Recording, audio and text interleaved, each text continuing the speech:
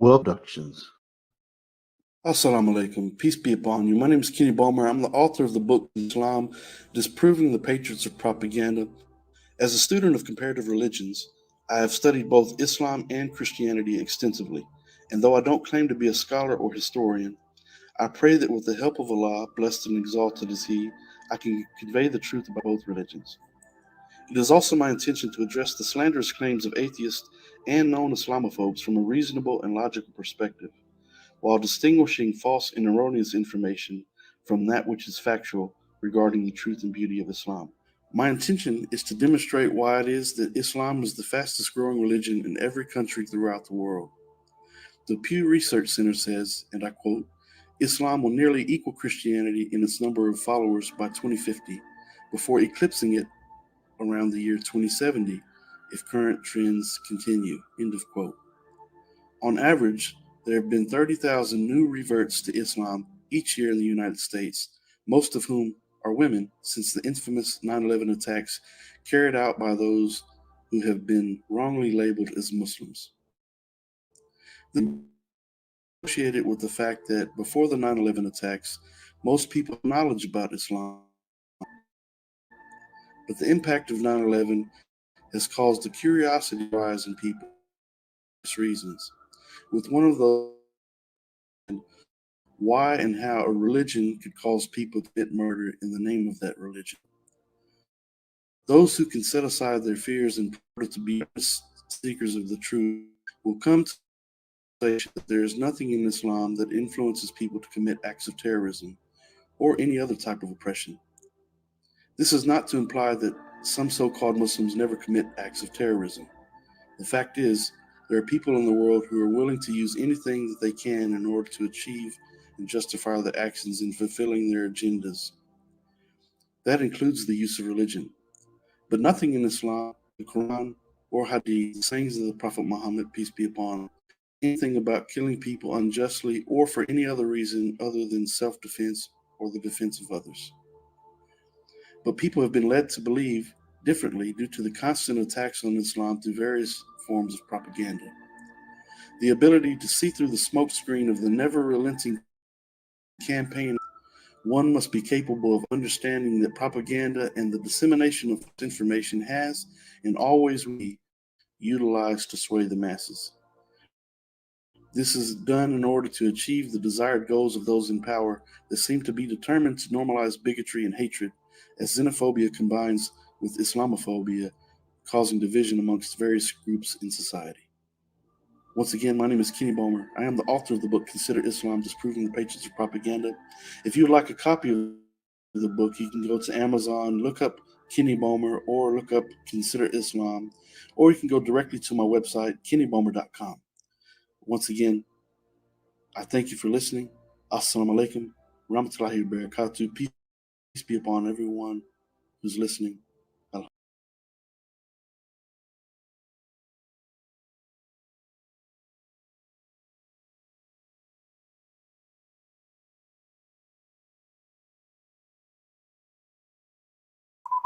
Okay, assalamu alaikum, rahmatullahi wa barakatuh. Peace be upon everyone who's watching and listening right now. My name is Kenny Bomer, and once again, I am the author of the book Consider Islam, Disproving the Patriots of Propaganda. And I do want to say before we go any further, Ashhadu an la ilaha illallah wa ashhadu anna Muhammadan abduhu wa rasuluhu. I bear witness there's no God other than Allah, and I bear witness that Muhammad sallallahu alaihi wasallam is his final servant and the seal of all prophets. We have a very special guest coming on today. Alhamdulillah Rabbil Alameen. Before we get to Brother Richard McKinney and his very, very intriguing story, for anyone who has not heard, it's a very, very intriguing story, as you will soon see. But I want to mention our sponsors briefly before we get into that and before I bring the brother onto the panel. And I want to mention Vietslam.com. Vietslam.com is a website that was established by a Vietnamese brother here in the city of Houston. And they're doing a fundraiser right now for the Merriam Center in Deer Park, Texas, which is right here in the Houston area. And they're trying to raise $6,000 for their for the next 3 months of their utilities and lease for the building that they use for the masjid. So I've posted the link to their GoFundMe in the chat.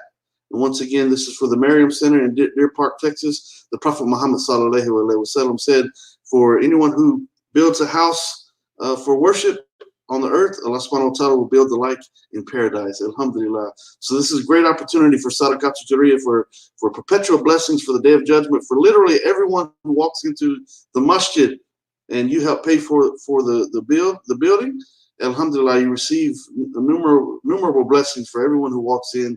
This is Sadaqat Jariyah. This is all representative of the mercy and the grace of Allah subhanahu wa ta'ala, that He blesses us beyond our capacity to ever earn the blessings that we receive. Blessing after blessing after blessing makes me so grateful that I have accepted Islam at the age of 17. Alhamdulillah Rabbil Alameen. So once again, this that is one of our sponsors, the Merriam Center in Deer Park, Texas, a masjid there. One of the matter of fact, I'm a khatib for that masjid and a couple other masjids here in the Houston area. And this masjid once again is directing. Actively reaching out to the Vietnamese community. Brother Hamza Bui, a Vietnamese revert to Islam from here in the Houston, Texas area. But they're very active in trying to reach out to the Vietnamese community. So check out vietslam.com. Matter of fact, let me post that up real quickly on the banner, vietslam.com. And it doesn't say vietislam.com. It is vietslam.com, as you can see on the screen. But go there and you can make a donation there, or you can click on the GoFundMe links that have been posted in the chat on both YouTube and Facebook.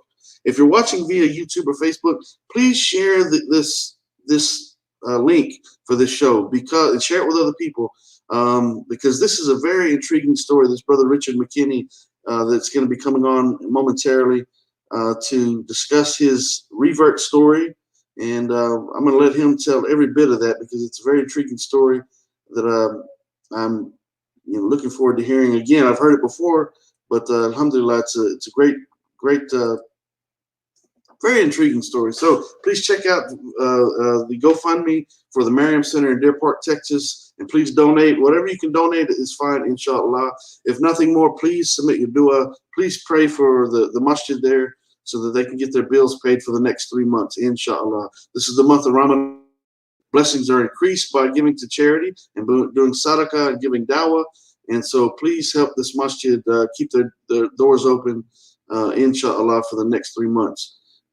So may Allah subhanahu wa ta'ala bless everyone for their intentions. So with no further ado, I'm going to bring on our special guest, Brother Richard McKinney, and bringing him onto the platform right now. So, brother, assalamu alaikum. How are you today, brother? Wa alaikum assalam. Alhamdulillah. Alhamdulillah.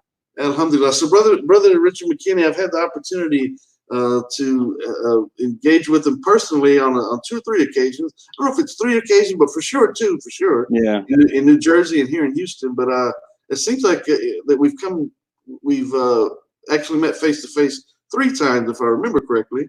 Well, I've been to Houston several times, so yeah. I don't know if it might have been a couple times in Houston. Yeah. Yes, I think it's 3 times, but I can't pin those events. One event I know for sure in Houston where it was at, but anyway, so 2 or 3 times we've been able to actually been face to face, and which was beautiful experience. Alhamdulillah. So I have heard this story before. Once again, if you're listening right now, this is dawah for the Muslims.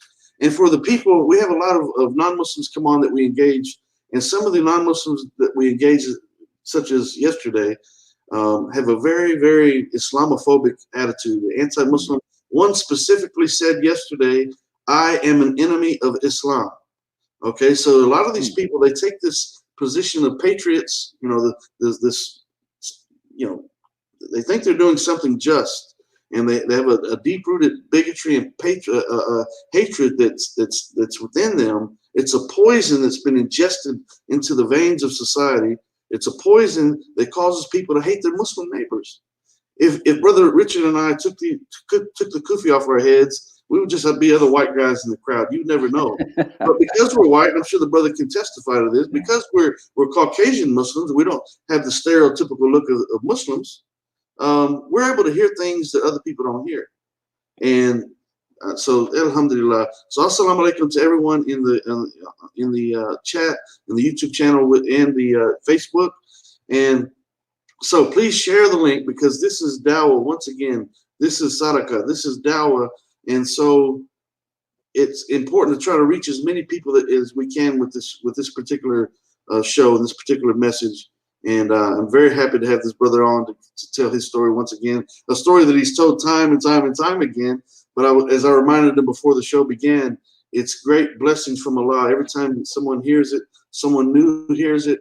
The Prophet Muhammad sallallahu alaihi wasallam said that for one person to be guided to the truth through you is better than the universe and all that's within it. Alhamdulillah.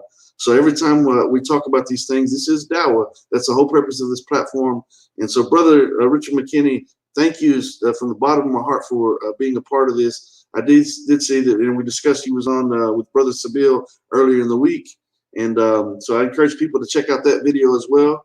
And so with no further ado, brother, let's get into it. And what I'd like to ask you, and we're going to have some other guests come on, some other panelists come on eventually to ask you some questions on their own. But I'd like to give you an opportunity to let's start at the beginning and tell me what was your religious belief, if any, before Islam. So growing up and things of that nature, what were your beliefs then? Well, I mean, of course, growing up, I grew up with divorced parents, and living with my mom initially as a younger child. She was she was a rather religious person. Didn't really go to church that much, but she was all about the Bible. I just don't think she liked going to church, and because she felt like she was judged when she went to church. Yeah. We were actually pretty poor, so. But but as I got older, a little older, I actually went to church on my own. I liked it. I went to two different churches. One I went because I I wanted to play softball during the summer when baseball was over, and I had to go to that church in order to be on the team. So Be on the softball team. yeah, exactly. So, but yeah, I mean, I was baptized a Baptist. Read the Bible several times as a young person and as an adult.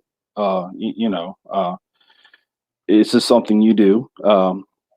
But it never it never touched me. You hear about that a lot. Where people who are Christian and who are devout Christian, they talk about how when they read the Bible, it touches them. You know what I mean? And it just never did, man. Yeah. So, Yeah. but I became a nationalist, is what I became. So for lack of a better example, the flag was my cross. So yeah. Okay. So let me ask you, during that time, had you heard anything about Islam? It sounds like we had similar backgrounds, although I won't get into my story right now, but we had, I come from a divorce background as well. But so had you heard anything about Islam during that period of time where you were with your mother and was engaging in Christianity? Oh gosh. Did you know anything about Islam at all? Oh gosh, no. I mean, in my little world, there was like nothing. There wasn't anything else except Christianity. I didn't even know anything about Judaism. Yeah. So did you have any particular outlook towards Islam, or did like when I was growing up until I was 15 or 16 years old, I never heard about Islam. I didn't know anything what Muslims believe. I had no clue. So was it kind of similar for you? Did you have any idea what Muslims believed or have any opinion? Actually, until I went in the Marine Corps, I had no idea anything about Islam or Muslims in particular. That's when I started to learn a little bit. And initially I had absolutely no problem with it. I was like, well, people believe different things, right? So, Sure. Okay. And then eventually you went into the Marine Corps. And so we won't get into any specifics about your time in the Marines, but thank you. But during that time, is that when you were more, obviously at that period of time, you were more introduced to Islam? I guess that was after 9/11. And did that, matter of fact, in regards to 9/11, how at what period of time did you join the Marines in proximity to 9/11? Well, as you can tell, I'm a little bit of an older guy, so I ended up doing a total of 25 years in the military. I joined the Marine Corps, retired from the Army, and um, it was in the Marine Corps where I actually had my first run-ins with Islam, or even was anywhere in proximity with Muslims. Let's see. Well, it was Desert Storm, because Yeah. I joined the Marine Corps in '86. So, that was the first big one. Well, there was Panama, but that's a different story. But then, there's Desert Storm now, and I had gotten hurt during Desert Storm, not very badly, but bad enough, I guess. But I ended up in a Saudi Arabian hospital Mm, with no other Americans with me, and I ended up getting put on the floor with nothing but Saudi soldiers. mm. That was really weird. That was a weird experience for me. I learned a lot, befriended somebody. Um, we would talk. He could speak decent broken English, so we could. He's the only one I could talk to. Yeah. Um, and I left that theater with a very minute understanding of Islam, but not any hatred towards it. Again, Okay. more, hey, people believe in different things. Yeah. Yeah. Yeah. Okay. So you're saying that while you were in the Marines, you didn't necessarily develop a hatred at that point. So it was after the Marines. Well, it was last last year that I was in the Marine Corps is when my hatred just Mm, started. Again, it is another place I ended up in Africa, and that was a really bad place for a lot of us. Um, but the country is and was a majority Muslim country. Okay, yeah. and but they're very harsh. I don't like to use the word orthodox because I think orthodox is a good word, but when I see people acting like fundamentalists, Yeah. that's wrong to me. You know, there was Yeah. a Christian minister that actually told me one time that fundamentalism is nothing but taking the fun out of religion and making it mental. Yeah. And I was like, yeah, I'm going to use that. He said, go ahead. Yeah. but Yeah. but but I saw that and I didn't like it. Yeah. Uh, Yeah. and it really turned me. And then, of course, not knowing who your enemy was, and it's a long story, but yeah. Sure. Sure. So that's when it actually, I think, the seed was planted. Okay. Okay. Okay. And then I got out of the Marine Corps, and 2 years, I tried to be a civilian for 2 years. That was a really bad uh, time in my life. So I went into the Army, and Oh, you went from the Marines and then you joined the Army. yeah, I did the hard one first. That's what Yeah. tells The Marines are the real deal. you. And in advertising about this, I put on there former Marine. Afterwards, I thought, wait a minute, the Marines they might take that pretty serious. And once a Marine, you're always a Marine. Well, no. Former is the correct It terminology. is A okay. lot of people say X, and that's where they run into trouble. It's Okay. always former. Okay. But yeah, so I joined the Army, spent some time in the reserves. Most of the time, I was on active duty, back and forth, doing things because some crazy zealots decided to fly planes into buildings. Yeah. So just about everybody that was a reservist or National Guard, even, we all got activated. So Ah. and I stayed activated. So And at that point, so I guess obviously after the 9/11 issue, um, did it so the hatred began to manifest and to grow? no, actually not. No. No, Okay. no. And this has been a question that has plagued me, and to actually come up with my whole analogy of what this hatred was about. And to be honest with you, I think it was less uh, about Islam than it was just me being mad. Mm, Um, and as I'll explain what I mean. Um, that even after 9/11, and I remember this guy in a hospital. His name was Sergeant Saeed, and I'm thinking about this. These guys are Muslims, right? And but they did this, but What about Sergeant Saeed, man? That's one of the nicest guys I ever met, right? Yeah. So I'm not getting it. So, yeah, it's building a little bit, but it's not manifesting. Okay. Okay. What really got it to manifest is later on some of the tours I did and some of the things I've seen. Again, going back to that fundamentalism, Yeah. that it's to this day, I still can't find any record of that being legitimate in the Quran. Yeah. I can't. So, Yeah. That's something that needs to be expounded upon. The fact yeah, what the Quran states and what the Hadith states, the authentic Hadith. We need to stress that the yeah, authentic Hadith that are that are in agreement with the Quran. What those state, what those teach people versus what Muslims might do is totally different things. sure, Totally sure. different. So I mean, we're human beings. People make mistakes. People have agendas. People have based on culture and where they Mhm. live and those things. Things may be a little different in some places, but it's not Islam that's the root of the evil. That's right. It's just people being people. So Hmm. um, Anyway, to to shorten all that up, I ended up getting hurt again, um, and this time it was bad enough to where they said, "Thank you for your service. We're going to retire you." I was already over 20 years, or just went over 20 years, and because of that, they didn't want to spend the money to retrain me to do a different job. I didn't want to do a different job. I actually told them at one point when I was trying to fight the retirement, I says, I'm not done killing Muslims yet. That's exactly what I told yeah, yeah, them. And But of course I lost, and they retired me. Um, and when I came back to the States, it was really hard because or coming home even, every night you turn on the TV. I mean, this is 2011.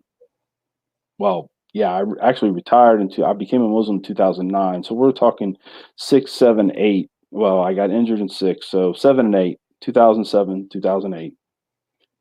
I, you come home and it's on the TV, and the war's still there. And this is a lot of problems that people don't understand with veterans. Um, that even though they may not physically still be in the fight, they have a hard time leaving the war sure, sure, because there's always something or somebody they left there. And I can't even really explain it. I'm trying to find better ways to explain it because I travel and talk a lot, sure. and it definitely is something that needs to be explained to people. But what really got it going is I had known about these Muslims, and now I'm mad. The Marine the military is getting rid of me. Okay, period. And Yeah, that I didn't see it for any other thing except I was mad at the government because they were discarding me because I wasn't no use to them anymore. The military didn't stand up for me, so I was mad at them. And I was mad just in general at everything. Um, and I knew about this Muslim community here in Indiana, and I didn't know where they were based or anything like that. So I started reconning, and I had an idea. Bam! I'm going to blow that building up. mm, That's what I'm going to do. So when I first found out where they were, I backed off my plan. I still gathered materials over 2 years' time. I gathered material. I was not in a hurry because I didn't want any red flags to come up. Um, but the Islamic Center was actually in a house in the middle of a neighborhood right off campus from the local university here. mm, Well, there's too many the way I looked at it is there's too many Americans around there. I'm not gonna do that. I'll wait for a different time. It's mm, fine. So then they ended up buying an office building and converting that into a masjid. mm. And it was kind of out. There really wasn't too much around it. It's kind of out away from everything. There's only a few buildings close to it, but I tried to use as much finesse in designing this whole IED to where it wouldn't necessarily affect the other buildings too much. Um, and Then I just kept going forward with the plan. The thing is, what I was really mad about was that I felt that the government took my destiny away from me. Okay. Mm. I was a bad kid. I mean, bad teenager. I was a runaway, involved in drugs, both buying, selling, doing, using. I mean, I was all of it. And now, later on in my life, I was a complete drunk. I mean, I was drinking a half gallon of vodka every 2 days. Mm. You know, and so I mean, every night I was drunk. So, Yeah. uh, and usually end up sitting there crying, watching the news. Yeah. Um, so, but my destiny was to die in combat. Because of all the stuff that I'd done in my past and everything, in this country, you come back in a flag draped coffin and nobody remembers any of that stuff because from that point on, you're forever known as a hero, Mm-hmm. period. And nobody can take that away from you. So that was it. That was what I was going to do. And because, I really didn't think much of my own life anyway. So it wasn't like I felt like I was missing out on anything. I mean, I'd been all over the world. Uh, answered many of the manly questions that some men have, and uh, didn't have any. I figured, I've lived a full life. I'm good now. And I said that at like, what was it, 30, 37, 38 years old. I'm saying that, and but that was gone now. So I said, fine. They they won't give me a war. I'll start my own because I Mm-hmm. knew I would still end up being killed in the end because I would end up getting caught because there's no way to avoid that nowadays. I mean, with forensics the way it is and modern science, they're going to find me probably by sunset, Yeah. Yeah. and I will end up in a federal prison, probably the same one that McVeigh was executed at right here in Indiana, uh, and I would end up with a needle in my arm. Yeah, I was cool with that because I felt that later on down the road, people would actually realize, wow, he was right. Islam is an enemy and they don't need to be here. As a matter of fact, they don't need to be on the planet. Yeah. And so I was like, I was going to be that messenger that was going to bring forth that message. Um, so anyway, my daughter came home from school one day and she was like in the second grade. She's a sophomore in high school now. And so she's killing me now. Yeah. But she came home and there was this little boy in her classroom that came to that was sat right across from her, and his mom came in to pick him up early. And of course, she was a Muslim, but my daughter, not knowing anything about that, but always questioning stuff, she just decided to wait till she dad's been around the world. He probably knows exactly what she is or where she's from, right?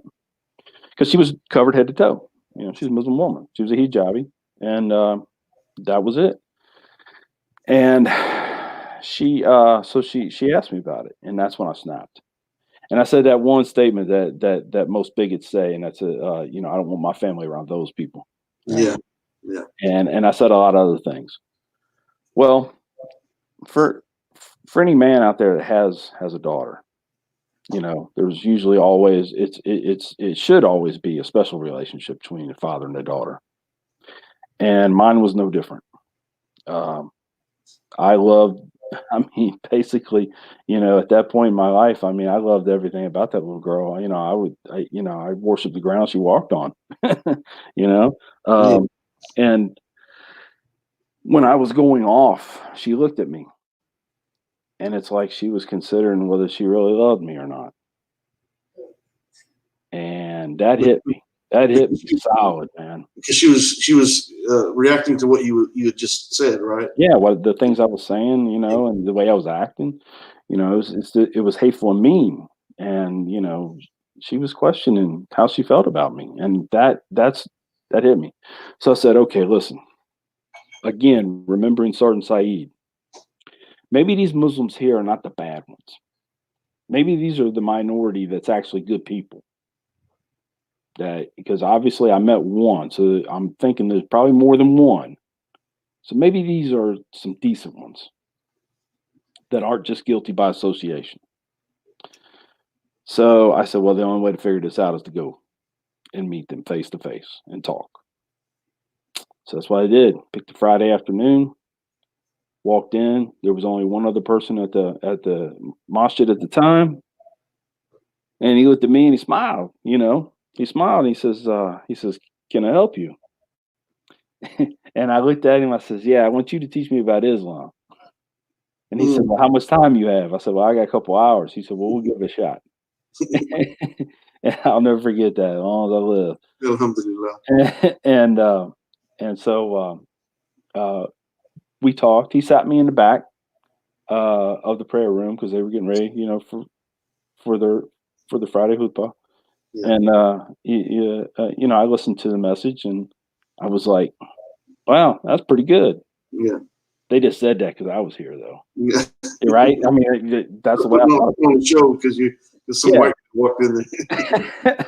And he hands me all these pamphlets. I'm like, well, this is some really nice looking propaganda. That's what I'm thinking. Because I never introduced myself as somebody who was actually wanting to kill all these people. I introduced myself as somebody who wanted to learn a little bit more about Islam. Sure. All right. I was kind of an undercover brother in a way. Yeah. And so after the sermon was over, I was led into the library where I met another brother. And he sat down and talked to me. He gave me the advice that I give every Muslim, that if someone comes to you and asks you about Islam and tells you that they want to learn about this religion, he handed me a Quran. He said, "Read it." That is the best advice I can give anyone, man. Absolutely. Because I can sit there and talk to somebody for hours about Islam. And you know what? Until I can actually back up everything I just said, it's just a conversation. Sure. That's all it is. So anyway, I did. I was very serious about this because I knew this was life and death. So I compartmentalized my hatred as best I could and dug into this Quran. I got online and I looked at some of the good videos and some of the bad videos. At that time, they still had some pretty nasty videos up of Al Qaeda and stuff like that. So as I'm watching these videos and I'm reading this Quran, and I see some of these guys, the Al Qaeda and the insurgents and the terrorists and this, that, and the other, and then I'm reading in the Quran and I'm like, this doesn't match, man. What they're doing is, and this is their book.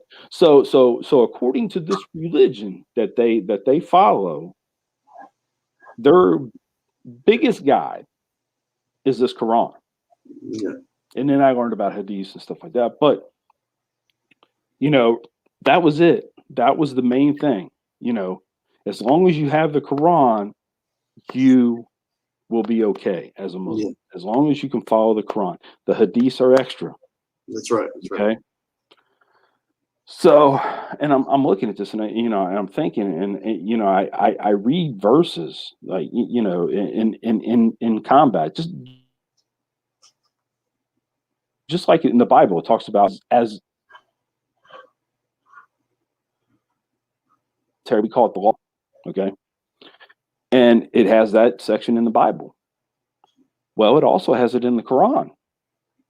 And it says one of the things you don't do, well, there's actually four major things that you don't do. You don't hurt women, you don't hurt children, you don't hurt the elderly, and you do not destroy religious structures. Yeah, the important part of that whole statement is structures, not Islamic structures, religious structures.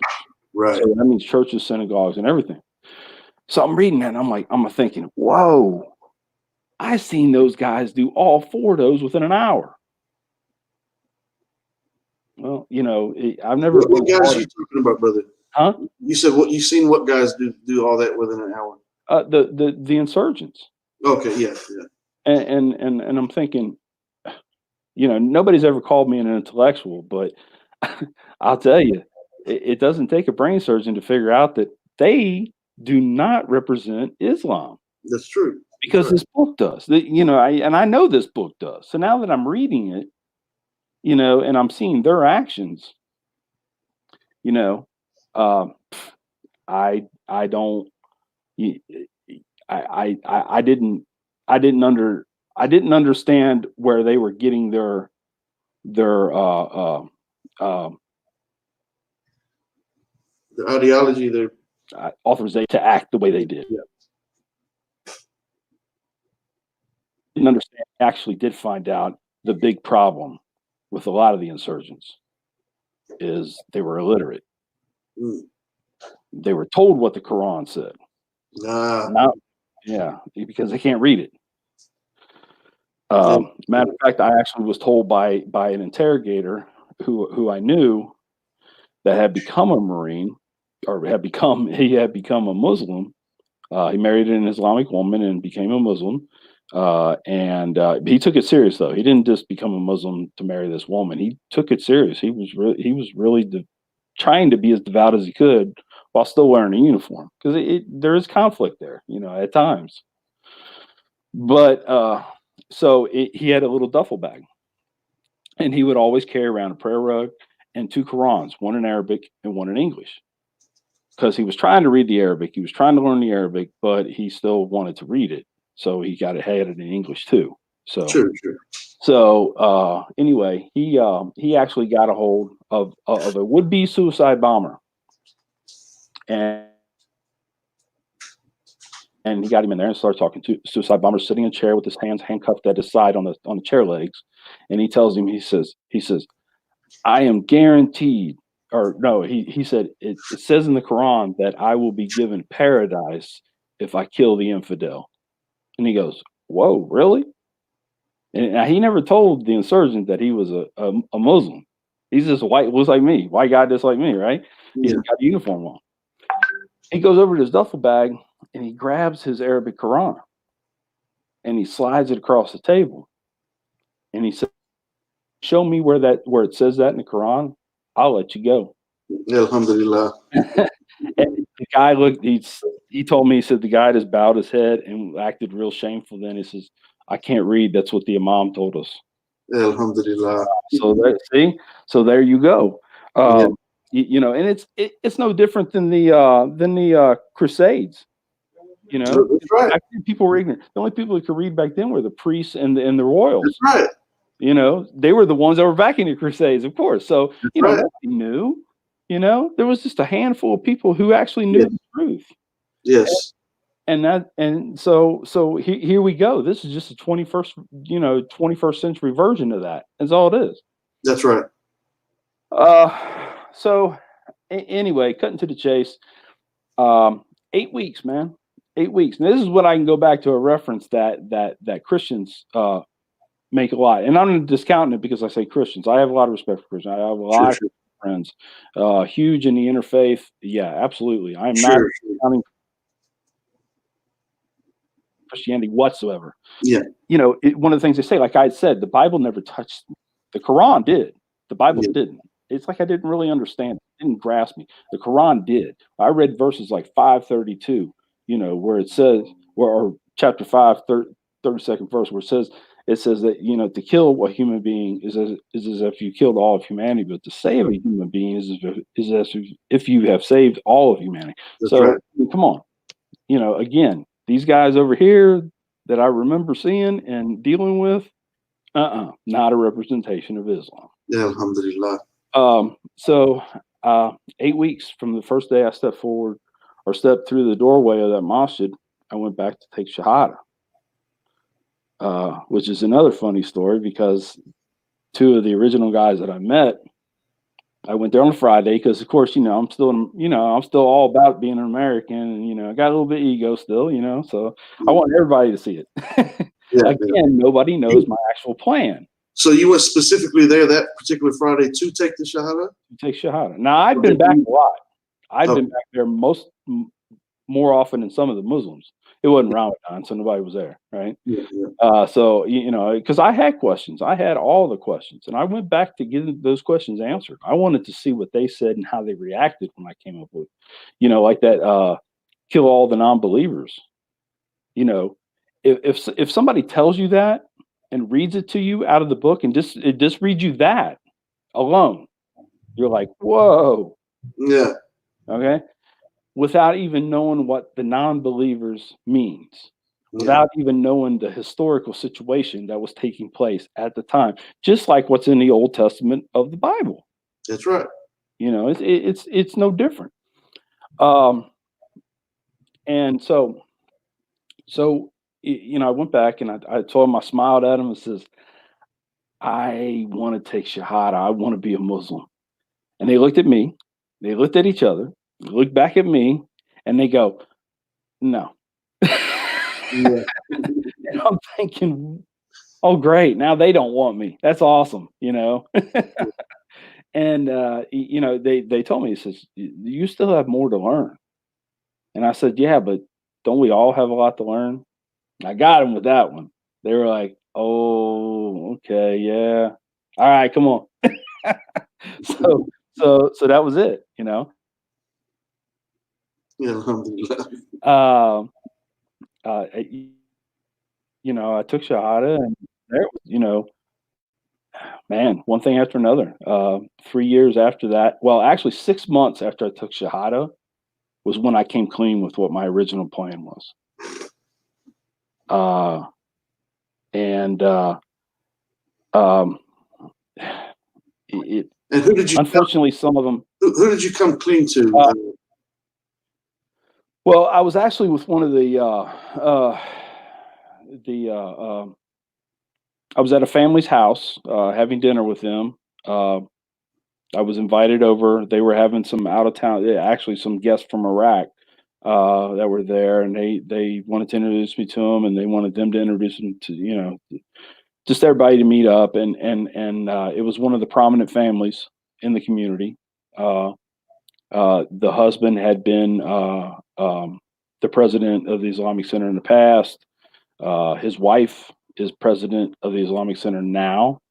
Um, and just a real prominent, very, very, very wonderful family. He's been in this community for over 30 years. Um, and so, I told him, I says, I have to be honest with everybody. And I think it needs to be told that, you guys know I really didn't like Muslims in the beginning, right?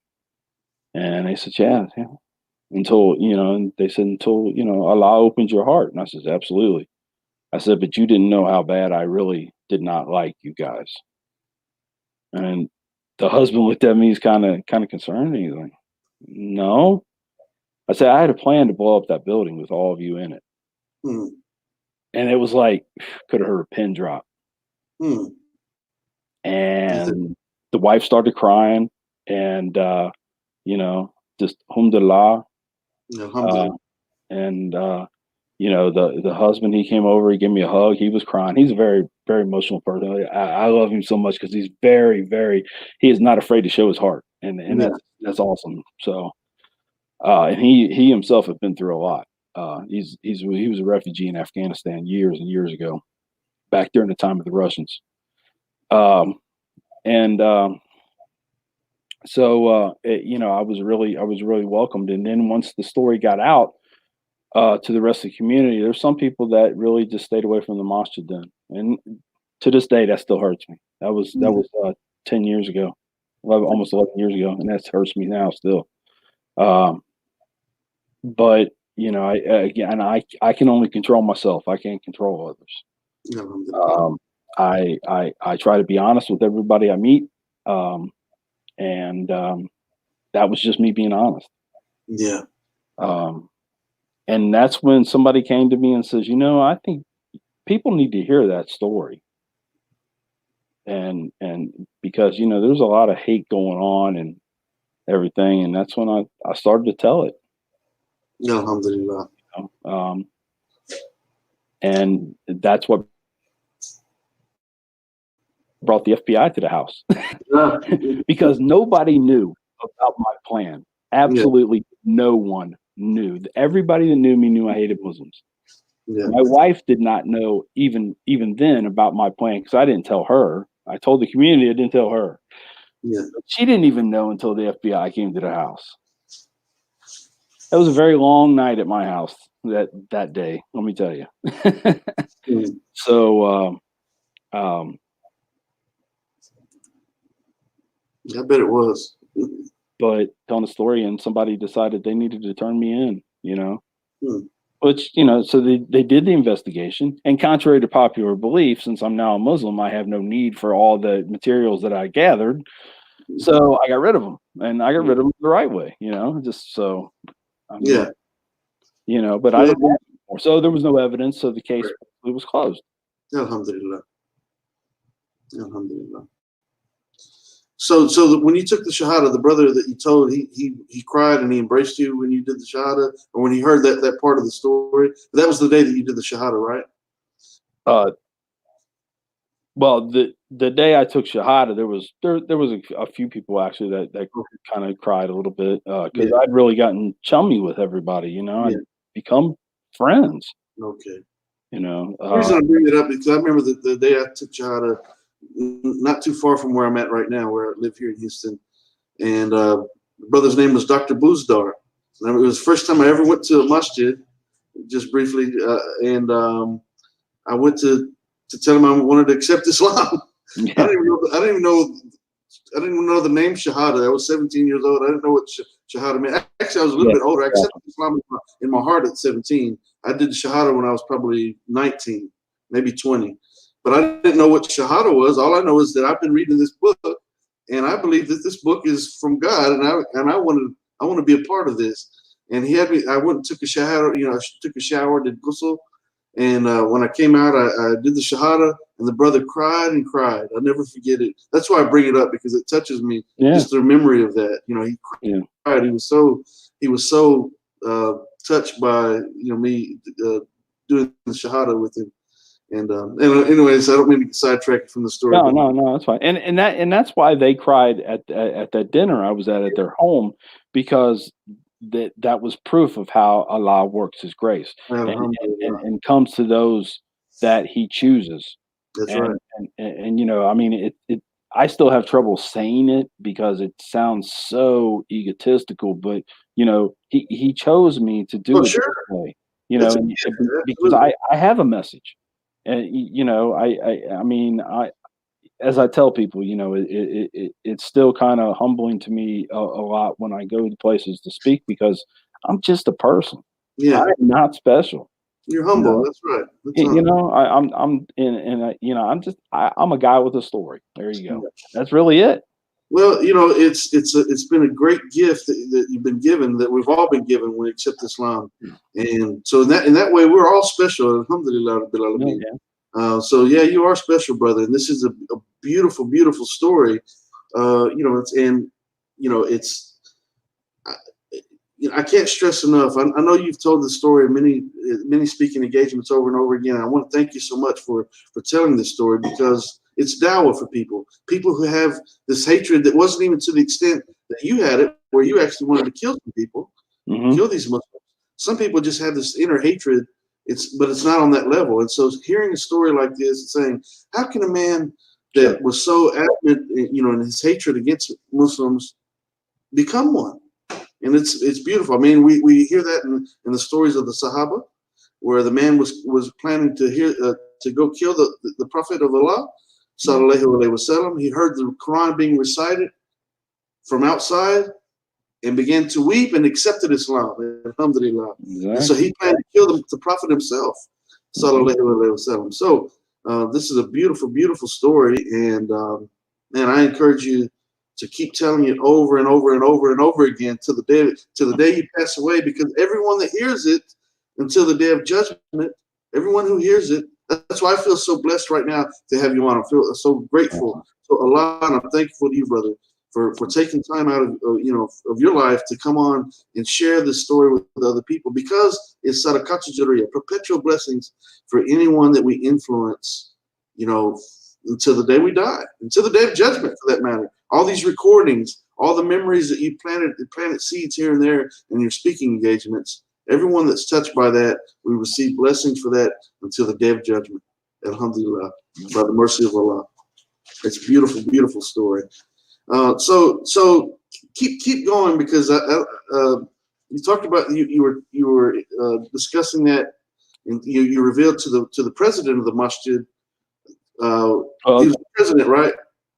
Was the brother the president of the They masjid? weren't president at the time. Oh, That yes. was his family. Yeah, they were.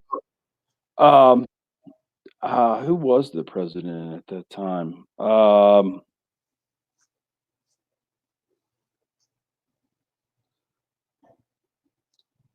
The more important question is, and I think you froze up on me a little bit there.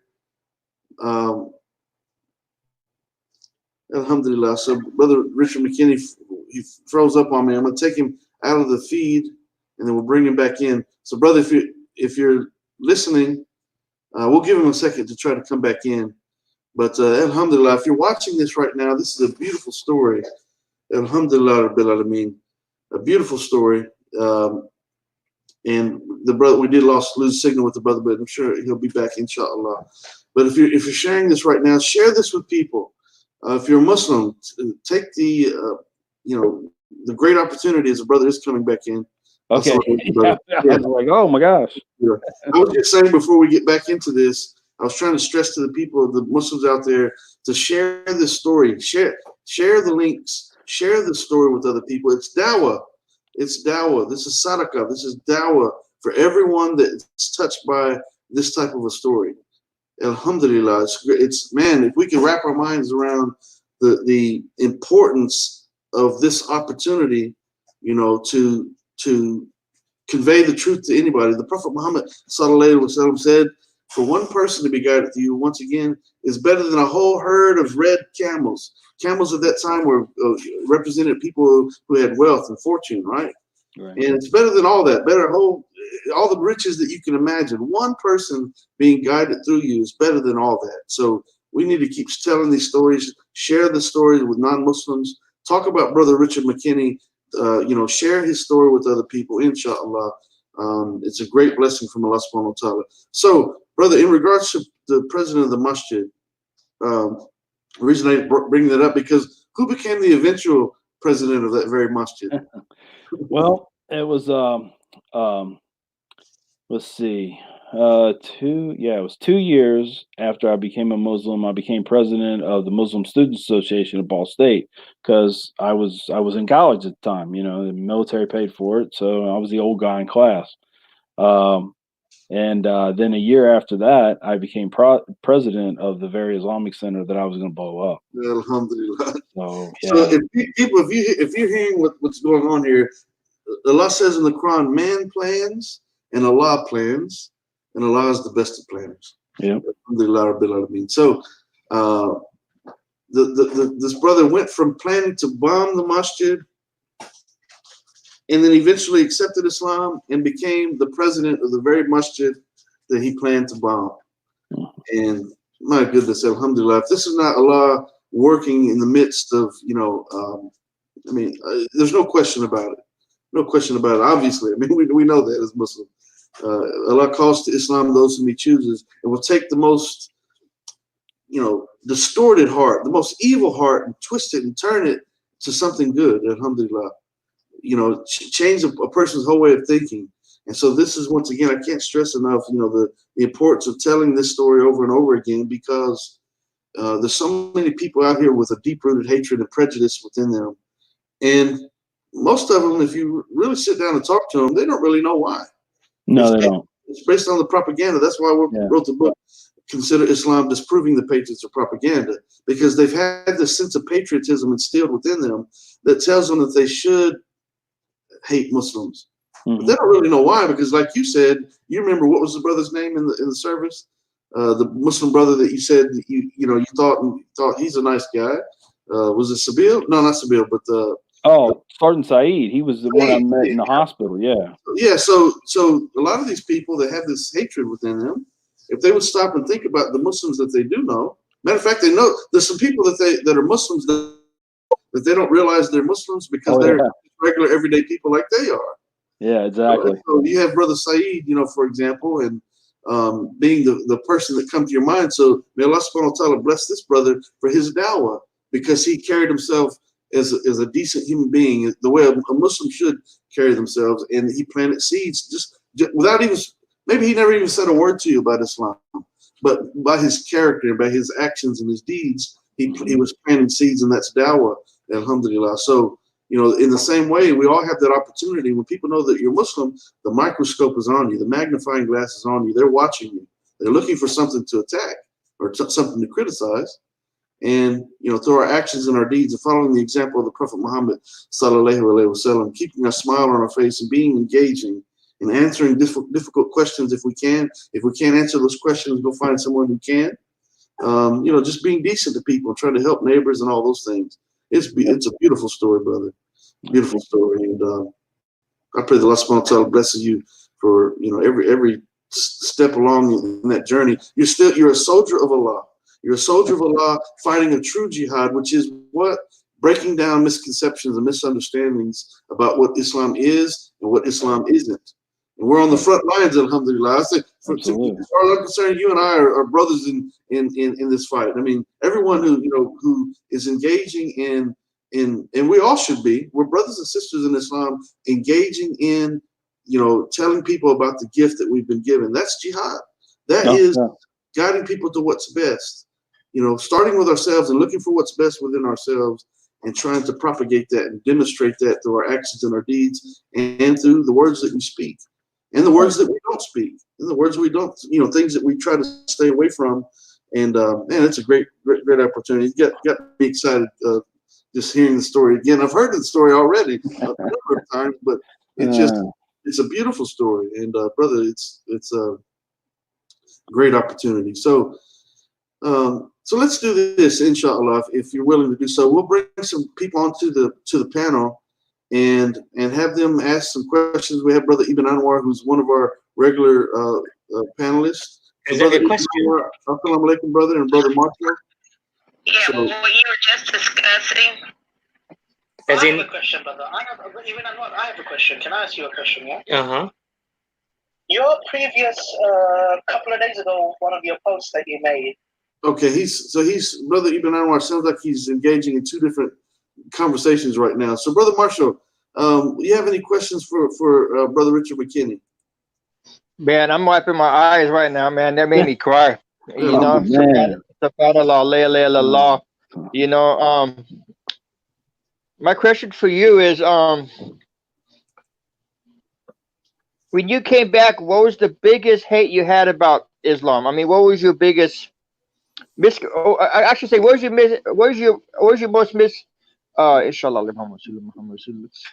your most misconception of Islam you had? I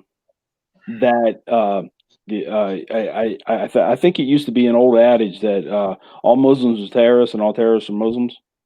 Yeah. Yeah. Alhamdulillah. If you're listening via the chat and you'd like to submit a question to the Brother Richard McKinney about his story, feel free to post it in the chat and we'll try to convey the question to him. Or you can click on the link. Matter of fact, I'll share the link in the chat right now.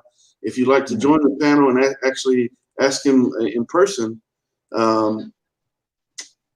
via video, rather. You feel free to click on the link and join the panel. It's best to use the Chrome browser. So if anyone's listening, you can get on. You can join the panel via a Chrome browser on your cell phone or on your laptop. And so if you'd like to ask the brother a question, feel free to do so. Let me go back to Brother Ibn Anwar and see if he's there. What's going on here? Excuse me. Yeah, the preserved tablet. Okay, so he's actually on brother. He's on somebody. I don't. Yeah. But these brothers are just constantly engaging in debates and discussions, and so we have Brother Yusuf coming on, and let's let him come on and. MashaAllah, one of my teachers. Assalamu alaikum, Brother Yusuf. Good to see you again, brother. Alaikum assalam. Alhamdulillah. How are you, brothers? How's everything? Brother Yusuf, have you been able to listen to the entire I'm sorry, I was okay. Yes, I was listening, and mashallah, Assalamu alaikum, brother. I've seen his videos before, and that's why I wanted to come on today to give the brother salam. And I know he's been part of the family for a while, but I want to welcome him to the family. And the way he came to Islam is an amazing way. Being someone who was taught to hate it, and then later realized that we were all born Muslim, and eventually we find our way back to it. That's right. And myself, I was born into Islam, but subhanallah, I had to find my way back too. Just like all three of you did, and many brothers out there. That's But right. it's definitely nice to be able to talk to the brother, and inshallah, we can all continue to do some work together and continue calling people to Islam. Because I think that's the goal, is to bring people to the truth. This is something that we all have to work together on doing, because it's the only way we're going to fix the problems around this world. Right. There is no other way. I'm writing my second book right now. It's titled "Everything is a Test. Truth has been made clear from falsehood." The original title was going to be "Everything is a Test. Islam is the answer." Obviously, Islam is the answer. But yeah, Islam is the answer for literally everything that we've engaged in. So bringing on Brother Kareem, who's one of the co-hosts for the platform, as well as Brother Isabel. And I'm sure these brothers have questions for you, Brother Richard McKinney. Okay. Isa's there. Mashallah, alhamdulillah. My brother from Australia. So Brother Kareem, can you hear me? Brother Isa, can you hear me? Yes, sir. We can hear you. Salaam alaikum. Okay. Walaikum salam, brother. So you have any questions for Brother Richard McKinney? You know what? It's hard to find. Sorry, brother. Yes, go ahead. I listen to everything that he's doing now, and I'm just, very, very pleased to see that he's continuing, the work of da'wah and working with the masjid, and just would like to hopefully be able to see, more of that around the country and around the world, calling people to Islam, and alhamdulillah. And I like I said, I've watched several of his videos, so mashallah, he answered a lot of the questions. I just wanted to come on and personally give him my salam, and hopefully one day we'll meet in person, all of us, and that would also be an honor to meet you brothers in person, inshallah. Alhamdulillah. Hey, Brother Richard. Okay, Yeah. Richard. Are you familiar with the book 2064? 2064. Yeah, it's written by Abu Bakr Wayne. It's a 50-year plan, the strategic plan to establish Islam according to the Quran and the Sunnah. Anyways, I'll send you a Facebook friend request, and then I'll send a private message to you. Inshallah. Inshallah. Okay, before we go to Brother Kareem, I know Brother Kareem wants to ask to give his comments. I want to go to the chat because I did post a message in the chat for people who wanted to ask a question via chat, and I do see one from from Yahya Sidra. Assalamu alaikum, Yahya Sidra. And it says, "Brother, my question is, how did your Marine friends take it? I guess when you accepted Islam, what did your Marines friends how did they take that?" Well, of course, I had no more contact with the Marine friends. Of course, this was because now I'm in the Army, and I was actually on active reserve duty when I was awaiting my retirement for 5 years. It was still the Army. So at first they didn't believe it. They thought I was joking. Because I came back in after I took Shahada and I got some dog tags made. Well, a place on your dog tags is your religious preference. So, of course, I had agnostic on mine originally, which is kind of like the kind of lazy person's answer because, I believe in a higher power, but I don't want to define it. That's good. Other than the atheists, we just don't believe in a higher power, right? So. That's a great analogy for it, a lazy person. I actually had an agnostic on there, and then when I went in and I told the guy, I said, "I need some new dog tags." So, "Would you lose them?" I said, "Nah, man, I need to change religion." He goes, "Really?" I said, "Yeah, man, I'm a Muslim." He goes, "You're a what?" he said, "Yeah, you're a." You're white. What do you mean you're Muslim? You're a white guy. What do you mean you're Muslim? I said, "No, man. I said, "No, man. I turned to Islam, dude. I said, I'm a Muslim. And if you look at the faces on the screen right now, I know ethnicity in them, but alhamdulillah, it's beautiful to me. As a matter of fact, we did in New Jersey, I think in November, October, brother, when we seen each other again, and we had the photo with Yusha Evans and you and I and Linda Ilham Bartow, another Muslim author, and her husband Tom, and it was just I love those pictures because it's like. It shows the beauty of Islam that has reached people of all. The Prophet Muhammad sallallahu alaihi wasallam says, before the day of judgment, Islam will enter every household. Alhamdulillah, Rabbil Alameen. We are in the midst of the coronavirus. Everyone going to YouTube and or not YouTube, but YouTube and video conferencing and all those things. Islam being talked about and propagated in the media and just everywhere. We see the prophecy being fulfilled. Alhamdulillah, Rabbil Alameen. So. It's beautiful, brother Kareem. What do you have to say to yes, sir. Assalamu alaikum. Amazing story. It couldn't have been better. Really, it really just takes all words from you because he said them already, and he laid it out pretty much the situation that a majority of Americans find themselves in before they know about Islam. But here's the thing that scares me the most is that one of the biggest tactics now to divert people from even studying Islam is that now they claim that Muslims can pretty much lie on will. So anything a Muslim says, it's just a lie anyway. If it sounds good, it's definitely a lie. And so, I'm glad that the brother didn't experience that as one of his initial understandings of what Muslims are about, because that may have hindered him or made it give him second thoughts. And no, actually, in his story, he mentioned that he mentioned the first time he went to the masjid, he heard some good words, but he thought to himself, maybe they're saying that because I'm here. And that's true. This is what some people think. So, amazing story. Brother Kenny, I would just ask if you can to make sure the brother is able to let people know how we can follow him, how we can support him, how we can find him on different platforms. Absolutely, brother Richard McKinney, go ahead and tell us how we can keep track of you.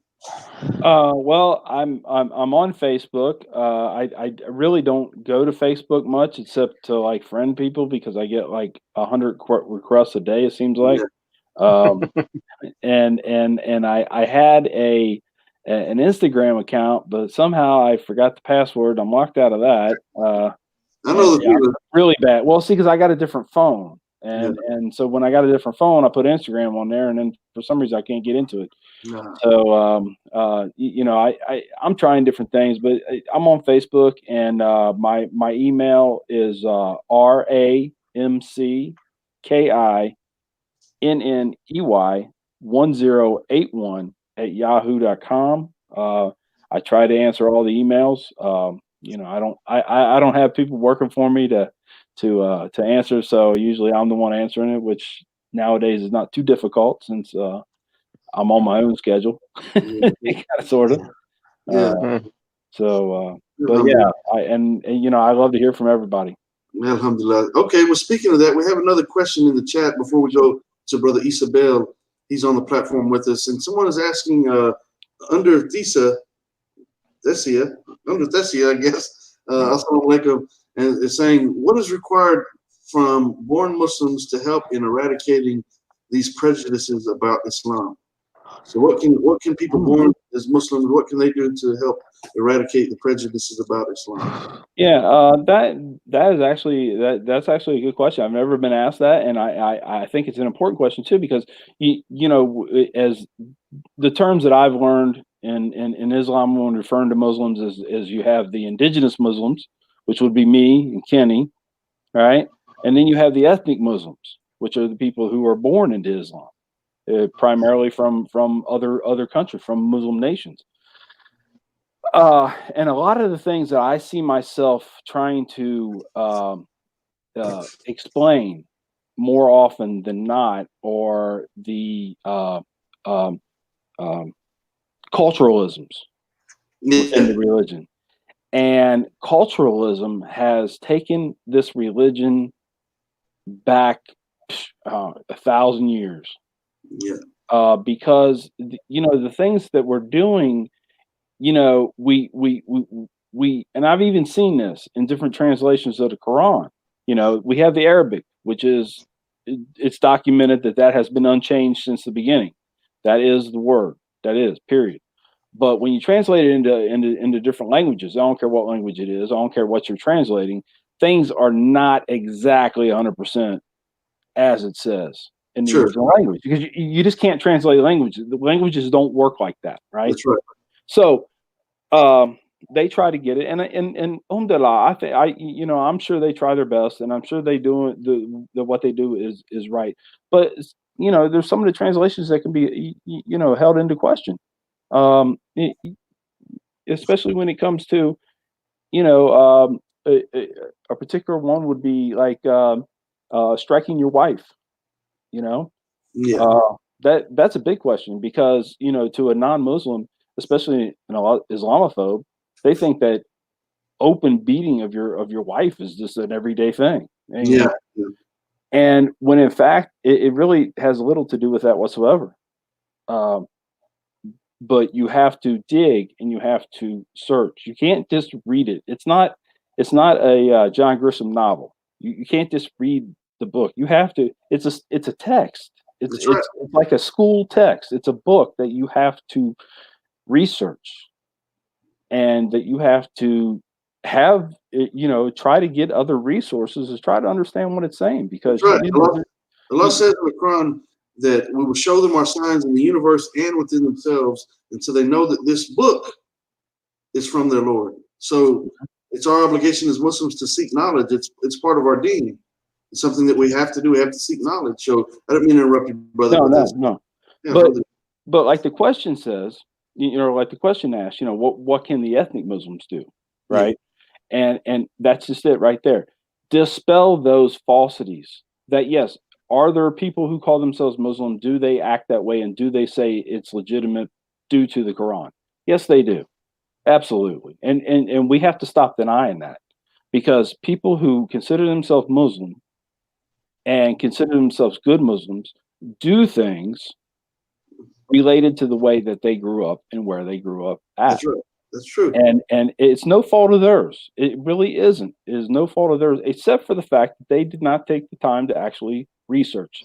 They took lessons from others, prior generations. They took those lessons into their learning, and that's how we get these misconceptions, because it's just been done over time, And that's the same thing that's happened in Christianity. The exact same thing, where people don't engage themselves in actually studying the history of their own religion and what the scriptures say, what was going on contextually, and they just go with what's tradition, and they begin to worship stones and statues and even the other human beings simply out of tradition.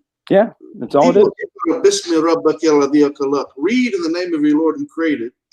Read, for your Lord is most gracious. He taught man by the pen that which he did not know. It's our obligation. The very first command, Alhamdulillah Rabbil Alameen, revealed in the Quran is Iqra, read, recite, proclaim, seek knowledge, ponder, reflect, think, use your brain. Don't just go with what mom and dad told you. No offense to mom and dad, but what mom and dad might have learned and be teaching you is just traditional stuff that was passed on by grandma and grandpa and so forth. And so we have to, this is a great opportunity to stress that Muslims and non-Muslims alike seek knowledge. Knowledge is king and dawah is deen. Once you learn something, even if it's one verse, the Prophet Muhammad ﷺ said, convey from me, even if it's one verse, meaning that you learn, what does this verse mean? What's it contextually? What is it talking about?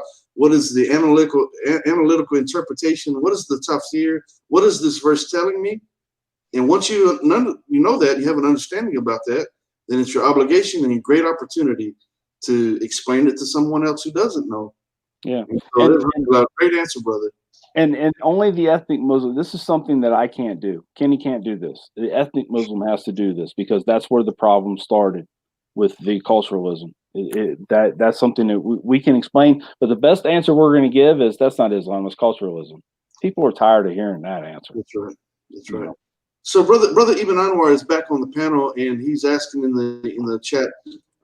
He wants to get back on, so I want to let him back in. So I'm gonna have to get a volunteer to come out. We can only have 16 people in the feed at one time. So Brother Marshall, alhamdulillah, thank you, brother, for volunteering. Man, Alhamdulillah, alhamdulillah. so I'm gonna bring you out. And we also have Brother Frank Anderson. Just want to let you brothers know that I do see you there. So I'm gonna try to get you in.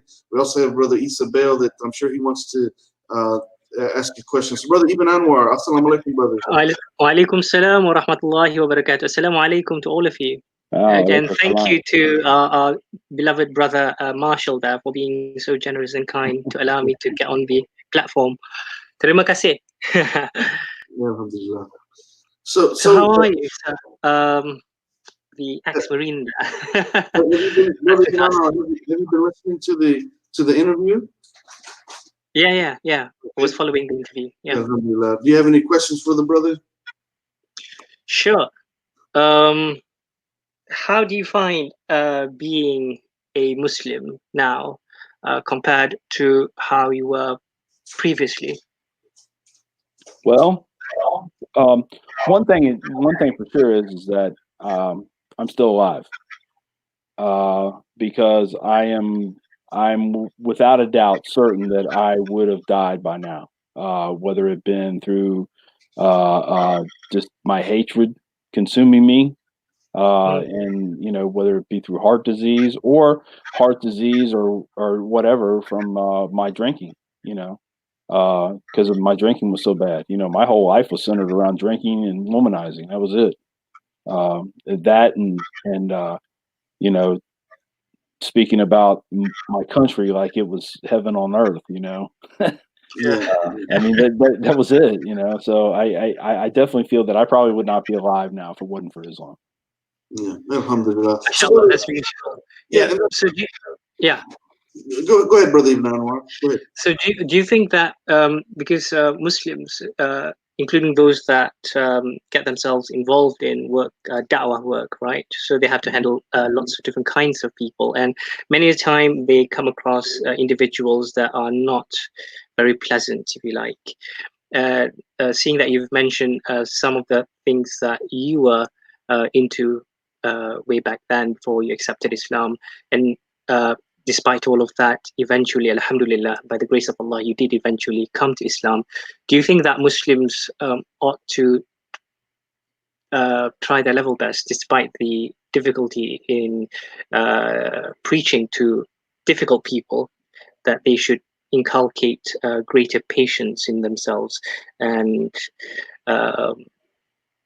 basically instill in their hearts and minds that these people, although they might be very difficult and perhaps even offensive at this point in time, that maybe someday they might become Muslim, and not just any Muslim, but a good Muslim? Mm-hmm. Well, and I'm glad you brought that up. Because I really haven't. I've thought about this a lot. Is how we should act whenever we're confronted with possible physical adversity, from someone else, from an Islamophobe, or who else. I mean, because especially those brothers and sisters that do street dawah, they take a chance. They take a chance. Bad things could happen to them, absolutely. And I seen one video where a Muslim who's rather a small statured person, basically stand there and just be berated by somebody that looked like a biker. Big beefy guy. You're talking about Brother Nabil in the biker. Yeah, Nabil, Brother Nabil, Dr. Nabil. Yeah, the same guy in Houston. Subhanallah. Yeah, I saw that. I was like gobsmacked as well. Yep. So, well, and so this is where I think we can take lesson from our beloved Prophet Sallallahu Alaihi Wasallam. If we think about all that he went through and how he was spit on and how he was beaten and had things thrown at him, he had a lady who dumped trash at his front door every day. Now think about that. Put yourself in that position now. So if you wake up in the morning and the neighbor's trash bag is on your front door, how would you react? Yeah, you're gonna get flipped off. Oh yeah, absolutely. Yeah. do you really think that when there wasn't any trash, you would go to the neighbor and to make sure that they were okay because they didn't, trespass your property and put their trash there, right? Do you Yeah. think you would do that? Probably not. I can honestly say that I probably would not. But if we take those examples of how he acted and the things that he was doing, and did he retaliate? Did he? And he definitely didn't cower. You know, um, if he didn't do it, and he was being a rightly guided person, I think we can put up with a little bit ourselves. You know what I mean? Yeah. Along those lines, just last night, after last night's show, we had a couple of guys on that are just antagonists. One came on last night. He says, "I am an enemy of Islam," specifically, and these guys actually were pushing my buttons yesterday on yesterday's show, and I was literally angry, and I felt so bad after the show that I went to Salat and I cried and I cried and asked Allah, "Oh Allah, please have mercy on me. Please give me more patience." Because I don't want to be. It makes me it bothers me right now because I don't want to be the reason that anyone doesn't accept Islam. If someone continues to build their hatred against Islam because of something that I have done personally or something the way I reacted, and it just broke me down. It's a great message for everyone. Thank you, Brother Ibn Anwar, for asking that question because it's something extremely important. And Brother Richard McKinney, thank you for a beautiful answer. Because it's something that we have to continuously engage in.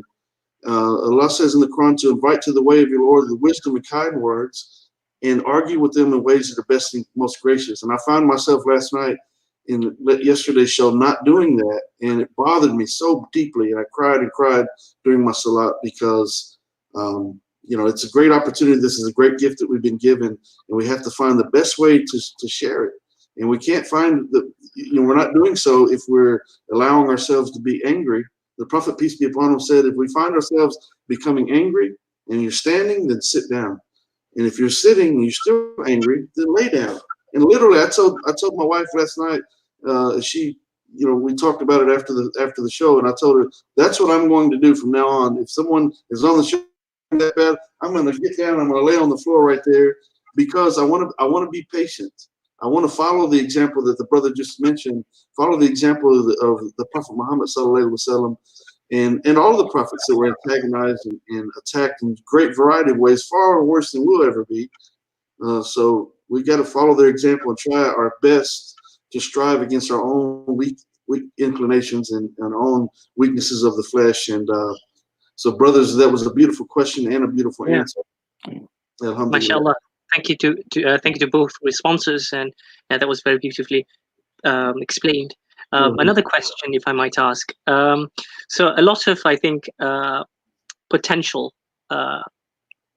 Muslims, one of the things that might make them reticent, or they might have the compunction to, take the next step, because one of the fears that they might have is that if I become a Muslim, then do I have to stop being, say, if the person is a white individual living in somewhere in the South, in America, would I now have to stop being a white person, and would I now have to start becoming an Arab maybe, or an Asian?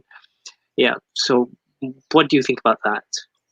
Yeah, and this is something that a lot of I think Americans in general, and I'm going to go as far as to even say the Caucasians, when we come back to Islam and we become Muslims, there's a I guess a certain drive to look like a Muslim. Yeah. Now, so what does a Muslim look like? So, like, if you go to my community on a Juma, you have the older people wearing throbes, maybe a kufi, maybe not. Younger people wearing jeans and t-shirts. Mm-hmm. So, what does a Muslim look like? You got to question that first off. Yeah.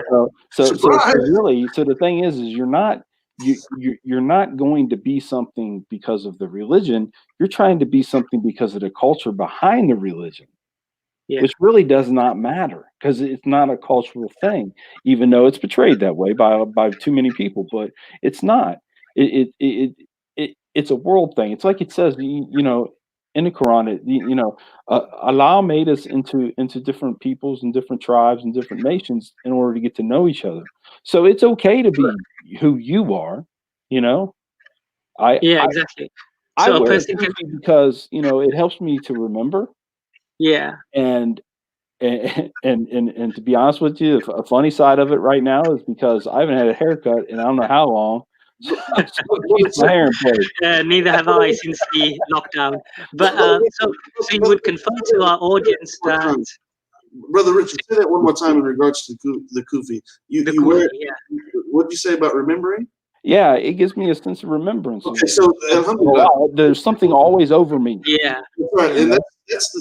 I find that remarkable that you said the same thing, or you said that because I that's the way I feel. I Yeah. wear the kufi, and when I wear the kufi, it's a reminder to me that okay, now when I'm out in public and someone's seeing me, they're seeing a Muslim, and I yeah, want to make sure that when I'm representing Islam, I want to be perceived as someone in the best of manners, and so it's a reminder to me, alhamdulillah. So I find that intriguing that you have the same mentality about that, and that's yeah. why. So for our audience, basically, so when Muslims put on the head cover, the headgear, it can be a kufi or any Yeah. other form of a headgear that a Muslim might wear. They want to get into this state of mind, if you That's like, right. yeah, to remind them of their identity. That's right. But then, of course, that doesn't mean that they've converted to this or that culture and have left behind That's their true. own. And also, for our audience, would you agree, sir, that you can stick to your blazer and your jacket and your tie and all of that, and yet at the same time be a good Muslim? I mean, you can actually even lead the prayer and be the imam while wearing that. Oh, absolutely, absolutely. Yeah, there's no dress code, it per se. I mean, there is as long as you got certain areas of your body covered up. Other than Yeah. that, it's whatever, As I long led as you the got prayer that, after, good. I led prayer after a khutbah I gave, and I came in because I was pressed for time that day, and I had a T-shirt on. It was a clean T-shirt. It was clean, but I remember one of the Muslim brothers, that would be referred to as uncle in certain cultures. He came to me with his brother Safdar, very very close with the brother. So he may be listening right now. As a matter of fact, he asked me, "Oh, so brother, you wore a T-shirt?" but what he meant was, you want to, especially when you're giving the khutbah, you want to present yourself in a better manner. But that's all I could wear at the time because of what was going on through the day, and I was pressed for time. I couldn't go back to the house, and I had the T-shirt on. It was a clean T-shirt, but I'll never forget that. So yeah, we're not trying to change our culture. We're still, I'm here. I am in deep Texas. I mean, deep South United States. I'm in Texas, as southern as you can get, and but I'm still. I'm still a Houstonian. I'm still a Texan, and I just happen to be a Caucasian Muslim, alhamdulillah, for almost 33 years at this point.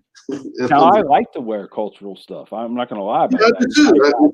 I enjoy it, and whenever I give a khutbah, I usually always dress culturally because it just makes me feel better. I don't know why, but it just does. But a funny story about you and your T-shirt is that I gave a khutbah one day, and I remember that I needed to pick something up at the store. So I went to Walmart to get something at the store after Juma, Yeah. and I didn't even give it a second thought. But here I have my kufi and my long throbe on and my scarf, and I'm in Walmart, right? And I didn't think about it. And then all of a sudden, I start feeling like everybody's kind of staring at me. And I again, I didn't think about it.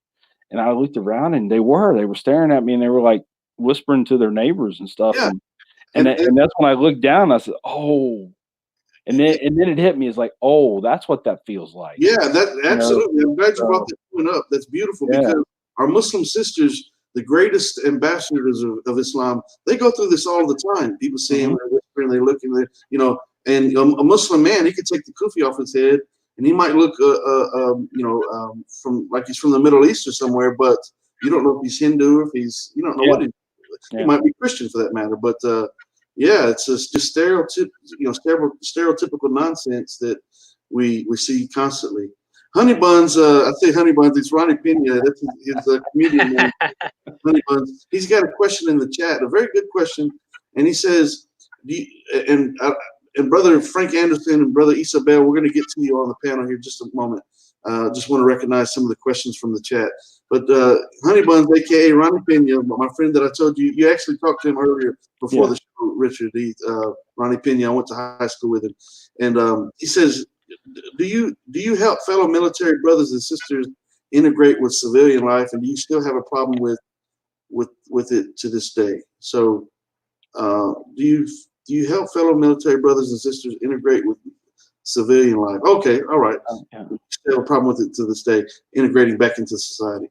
Yeah, I used to when I I was a Muslim, but I did go to some veterans groups. I was oh my gosh, what's the term? I was certified as a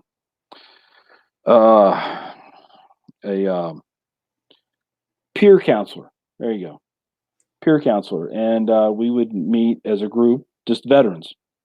And it was called Vet to Vet, where a veteran would who's get a little more of a handle on it, which I never felt comfortable putting myself into that or presenting myself with that label, because I really had just as many issues as anybody else. But and trying to help them along, I can sit here and say what I went through was horrible, and in some instances that my experiences don't even compare to some of the things other people went through, because that's all subjective anyway.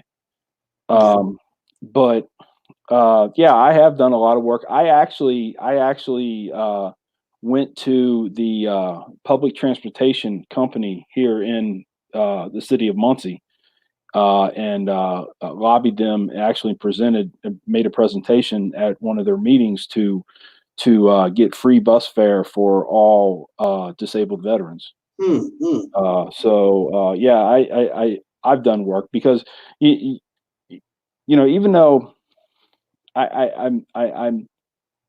I'm proud to have served. Okay, let me try to explain that. I'm proud to have worn the uniform of my country. I'm not proud of things I've done. Let's put it that way. Okay, I think it's the best way I can explain it. Sure, that's honest. And regardless of what I become, what I say I am, how I act or how I pray, I will always be a veteran. I can't deny that. I will never not be a veteran. Yeah.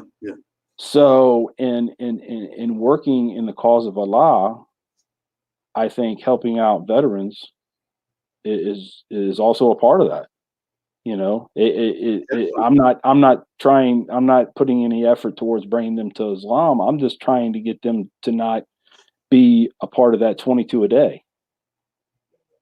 Yeah, brother, let me ask you a question in regards to, you had mentioned, so you're addressing right now, getting military vets reacclimated to civilian life, but you also mentioned that, there was a period of time where you were struggling with, alcoholism and things of that nature. So, when you accepted Islam, were you at that point, were you still engaged in those types of activities? And kind of tell us, what was it about Islam that helped you to rid yourself of those things? Well, I had quit drinking probably a few months before I even went into the masjid the first time, because I had woke up and one morning and says, "You're done. You're done. You can't do this anymore." Now, I probably would have went right back to it if it wouldn't have been for Islam, because now if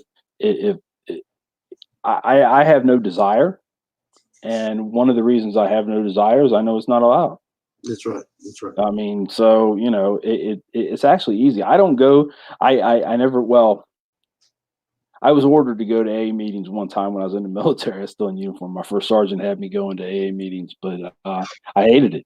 I actually used to go to the bar after the meeting was over because I couldn't. It was stressful. Yeah, you know, and I never went to AA. I just quit.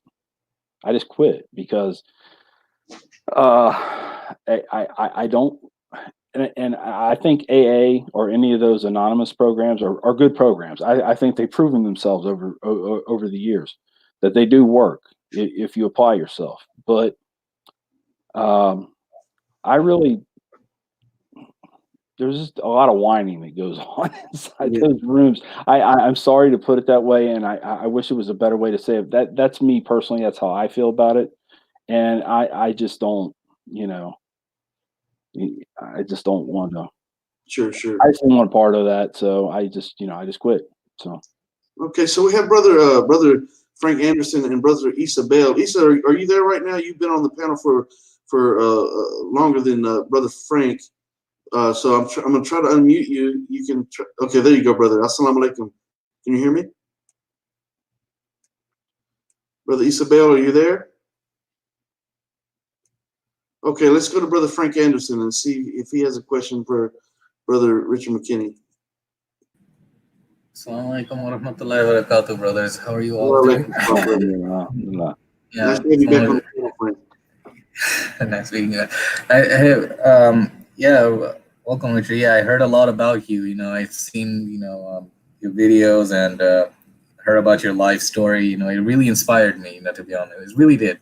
I mean, it helped me to actually, spread dawah more effective. Like, I've been learning here and there on how, I could actually give street dawah to people. And it's very tough, especially, in my neighborhood, actually, where I'm living. I live in California, so I'm with a bunch of, how do I say, like in my neighborhood, I'm living with a bunch of Christians and atheists as much as I've seen.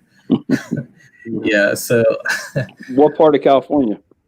I am in LA. Okay, I lived in Oceanside for many years. Oh, mashallah. Well, Yeah, I Hamilton there. Yes. Yeah, near San Diego. Yeah, Yeah. I used to go to. I was a UCSD student there, like for 5 years. Not in the Oceanside.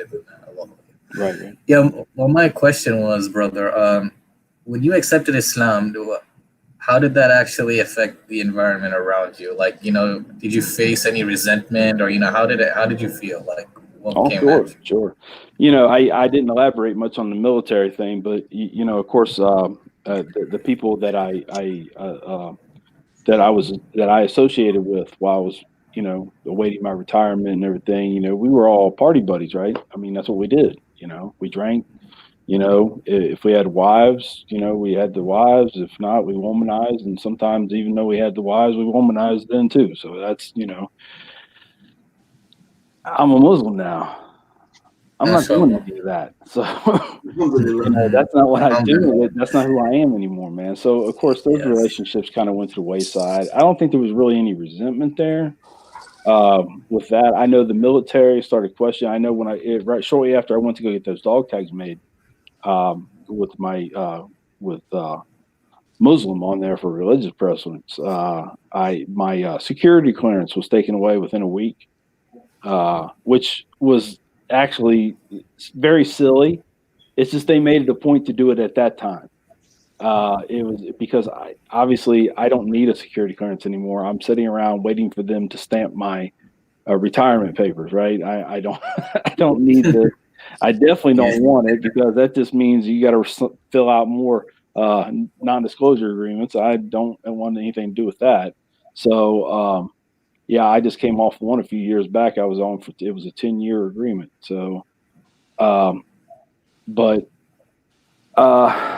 my family, I think, was the one that took the hardest hit from. My mom's passed, but my dad and my stepmom still live in Ohio, right outside Cincinnati, literally a 3-hour drive from where I live right now. But shortly after I became a Muslim, they told me that I was allowed to come back to the house to visit, but I have to leave that Islam stuff back in Indiana. I don't even know what that means. So I just didn't go back. I figured, if I can't be who I want to be, and I was a teenage runaway anyway, and so I didn't. Our relationship was kind of, not really there very fully anyway. But being a Muslim, I know I had some responsibility. I called them.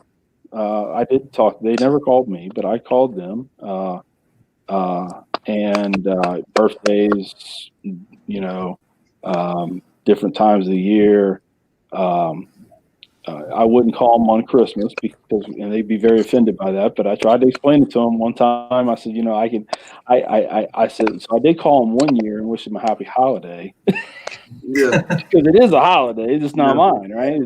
But I wasn't going to say the word. So anyway, time goes on, and this video comes out, The Secret Life of Muslims, and now it was never supposed to be on TV. It was an internet program. It's an internet series. It's not on TV.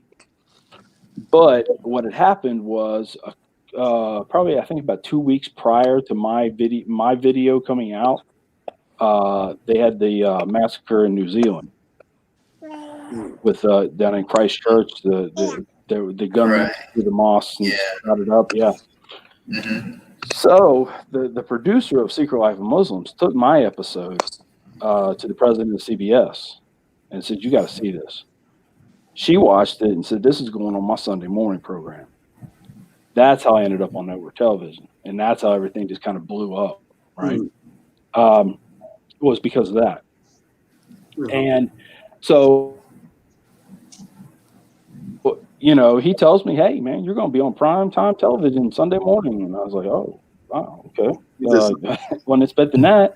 So I called my parents, right? And I tell them, not to say, "Hey, you need to see this," right? This to give them a heads up. I didn't want them to be shocked by maybe one of their friends seeing him at the grocery store saying, "What's wrong with your son?" So I was just going to let them know that this is happening. So just so you know. And they said, "Okay."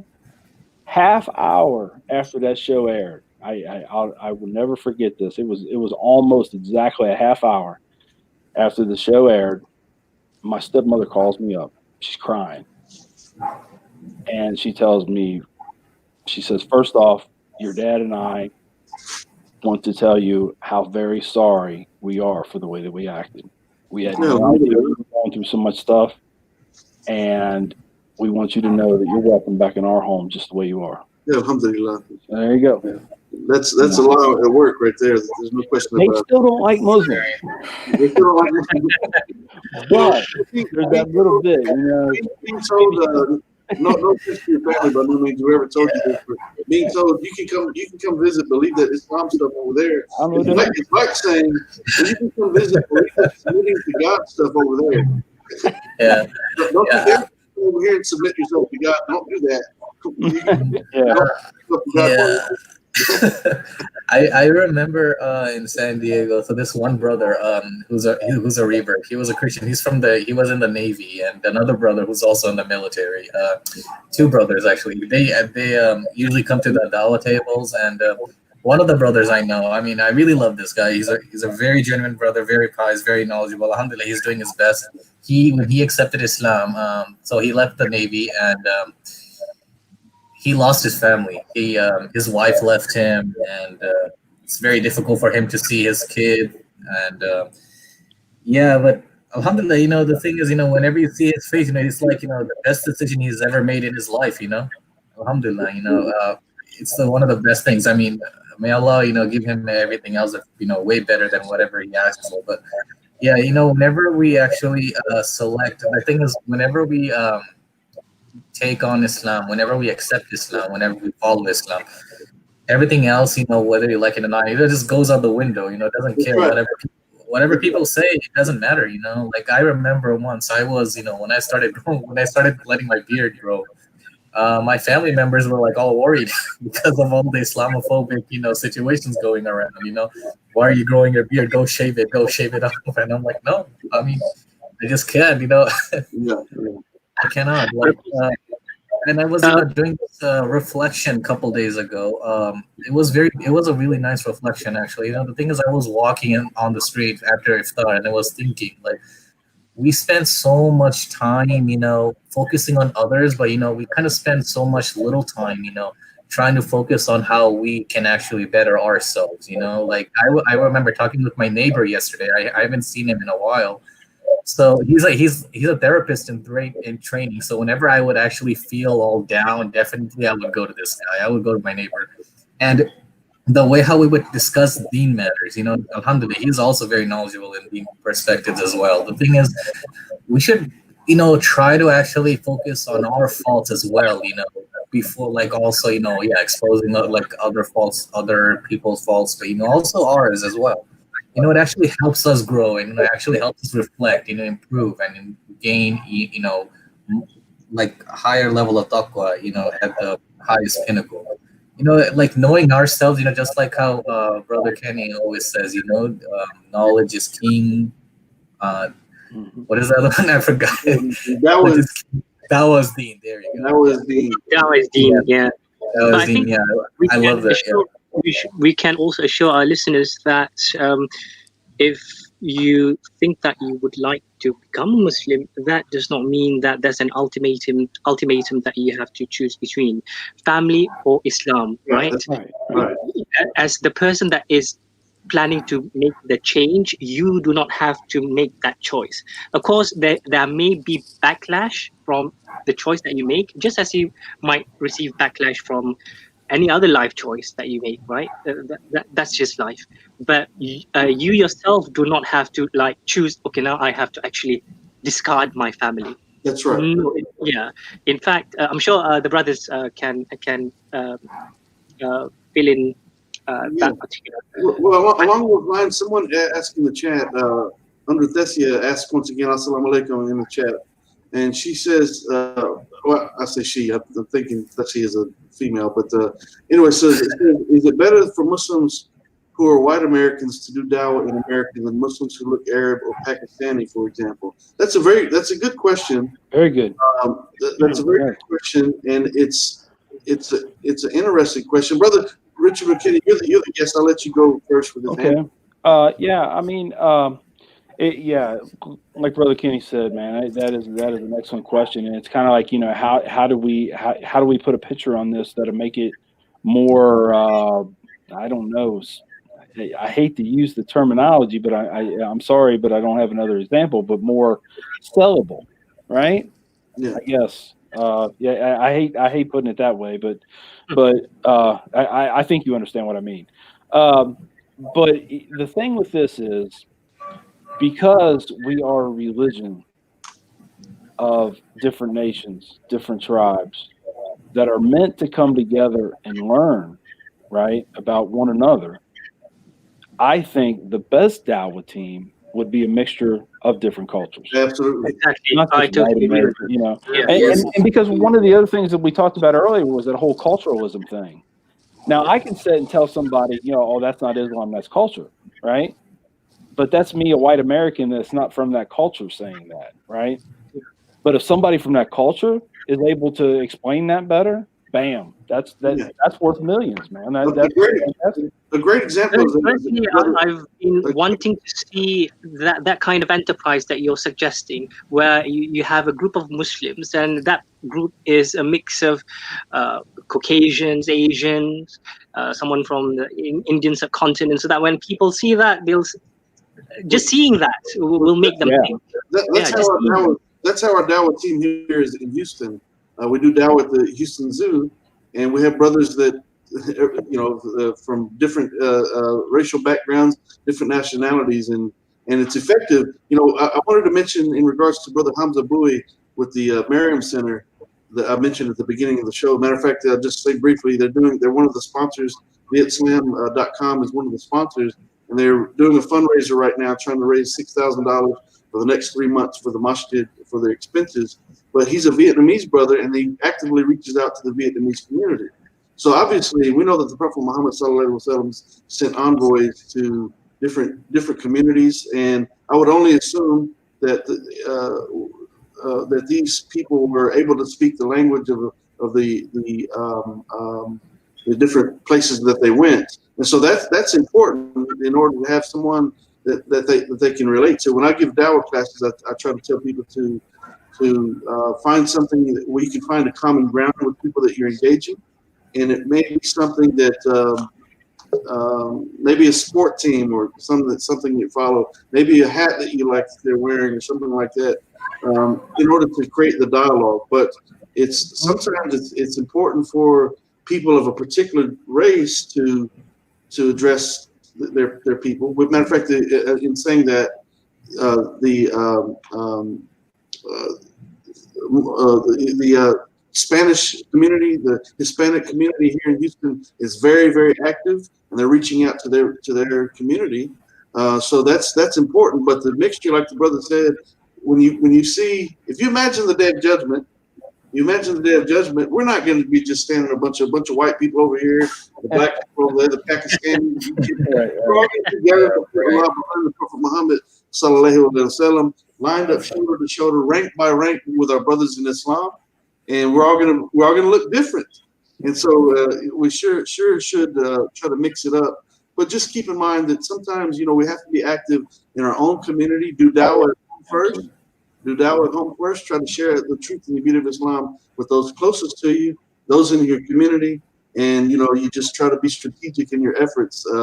Alhamdulillah, that's a great question, and that's a great answer that you gave, brother. That's a good example, Brother Kenny. I was thinking more like the United Nations, but that was perfect. Yeah, absolutely. It's going to be a mixture of all of it. In fact, Islam would be the first United Nations, I think, in history. Yeah, exactly. Yeah. Brother Isabel, are you there? Assalamu alaikum, can you hear me? Finally. Brother. Brother Isabel is in Australia.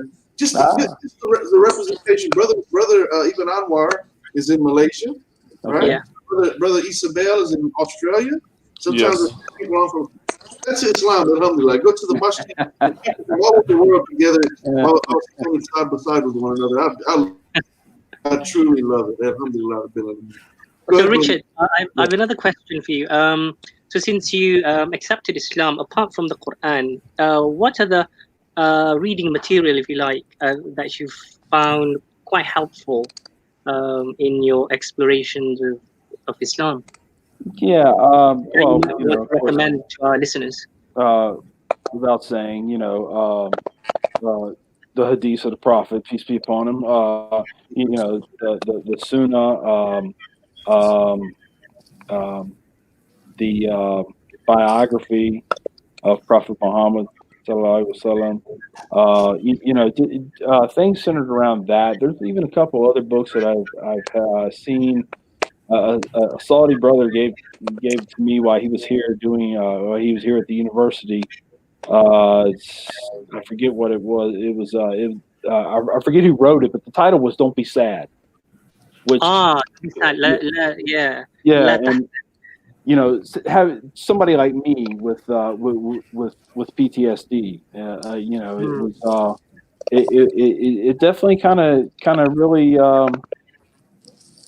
brought to light a different way to look at my past life, and a way to how to get around some of the depressions and stuff, So it was, I don't limit myself to stuff like that. Pretty much I'll read anything because I think even I honestly believe that we have to have knowledge. And that knowledge is not only of Islam, but everything around us.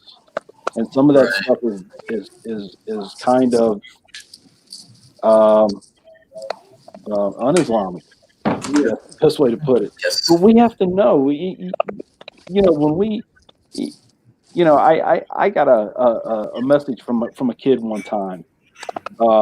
He was a heroin addict, and he was a Satan worshiper. And he saw my video on CBS Sunday Morning. He lived with his grandmother, and he saw it. He watched it with her, and then a couple days later, he had to turn himself into jail to serve a sentence for something, right? And he said, while he was there, he said the whole time was the book cart would come around, and he would see a copy of the Quran. And about the third time it came around, he finally grabbed it, remembering my story. And he said, I'm going to read this thing. That's what he told me. He wrote me a big, long message. But, he said, I'm going to read this thing. And after he was released from prison, he is no longer, he's clean and sober, and he is a Muslim. Alhamdulillah. So you know, so but even knowing something, you know, I think we have to know about our enemies, such as people who actually worship the shaitan. There's people that actually worship the shaitan. We need to know about that. You know, and there's some people say, well, you know, if you start reading materials like that, then you know you run a risk of becoming like them. And I was like, if your Islam is that weak, then you have more serious problems than just reading the Yeah, wrong book. Okay, I mean I agree. seriously. I agree. You know, but and it's just like being a soldier. You have to know who your enemy is in order to fight them. You That's have right. to. Yeah. Very, So very well said. Very well said. Brother Isabel, go ahead, brother. You have a question for Brother Richard McKinney?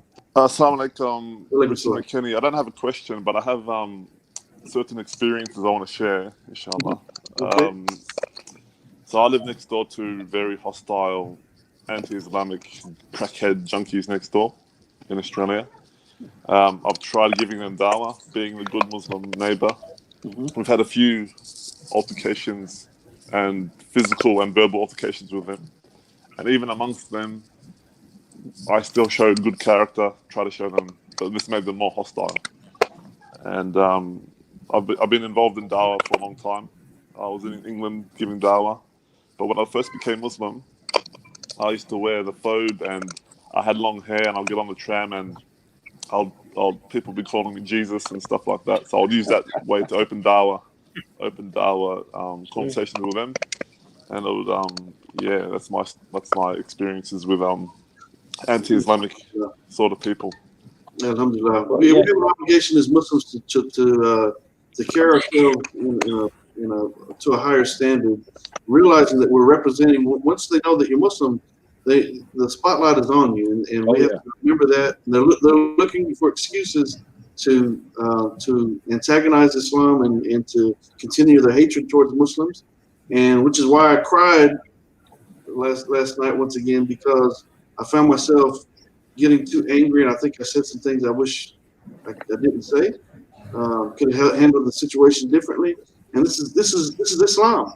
This is Islam that changes a person and how you respond to things and how you look at the world and how you engage people and alhamdulillah. So it's beautiful. And it goes to let's go to a question in the chat which falls in line with this very issue. And the question says from Tariq, and Tariq is a regular member in the chat, alhamdulillah, assalamu alaikum, and saying, what are the main benefits and problems that only Islam can offer and solve to the American society, in your opinion? Let me answer this briefly. I'm actually writing writing a book right now, the second book, titled Everything is a Test, Truth is Made Clear from Falsehood. And in that book, I'm trying to convey to the people that literally everything that we engage in throughout the course of our life, day in, day out, we're being tested. And Islam is the answer for those tests. So to answer to quite simply, there's nothing that we can bring up in society, no issue that we face in society, not one that Islam doesn't have a complete and a comprehensive and a very logical and explanation and answer for. It is the answer for everything that we'll face. Brother Richard McKinney, what do you have to say about this question? Yeah, this right here is actually a good question, and you know, I don't believe in, you know, I am one of the ones that do not believe in Sharia law taking over the United States because we have a constitution and it works. That's what we have, and it's okay. I don't. It's not that I'm saying that Sharia law is wrong or anything like that. I'm not saying that at all. But you know, it's just not necessary right here at this time. But the other things from Islam and the benefits to solving some of our issues in Islam, I have to refer to Surah 109.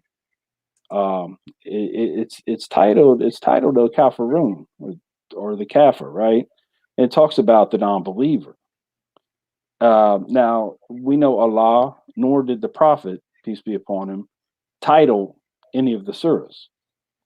Those came later. The companions and friends and people who put everything together, they put titles on it, right? Now, at face value, that's a perfect title for that surah. Absolutely.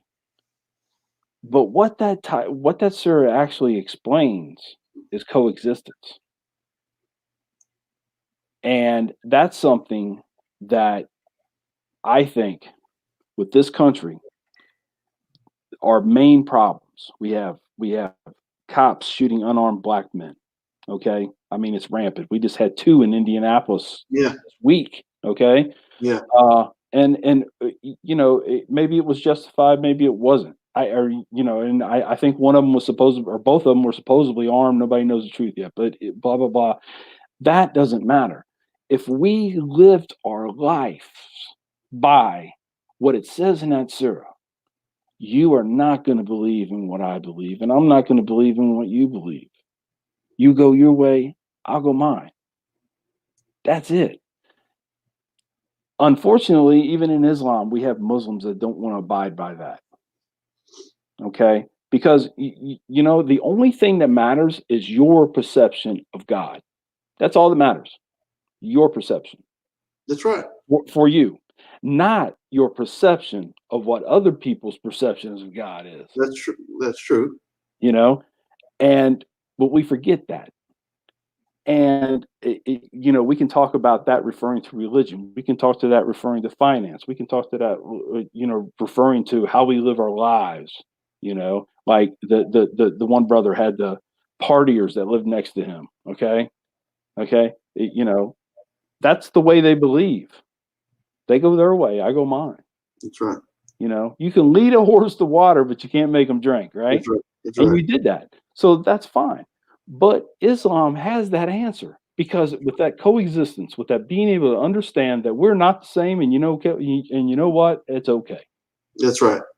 It would cut down on so much. And as a nation, if other nations felt that with us, this coronavirus wouldn't have lasted a week because we would have all worked together and we would have found a cure. Guaranteed. Yep.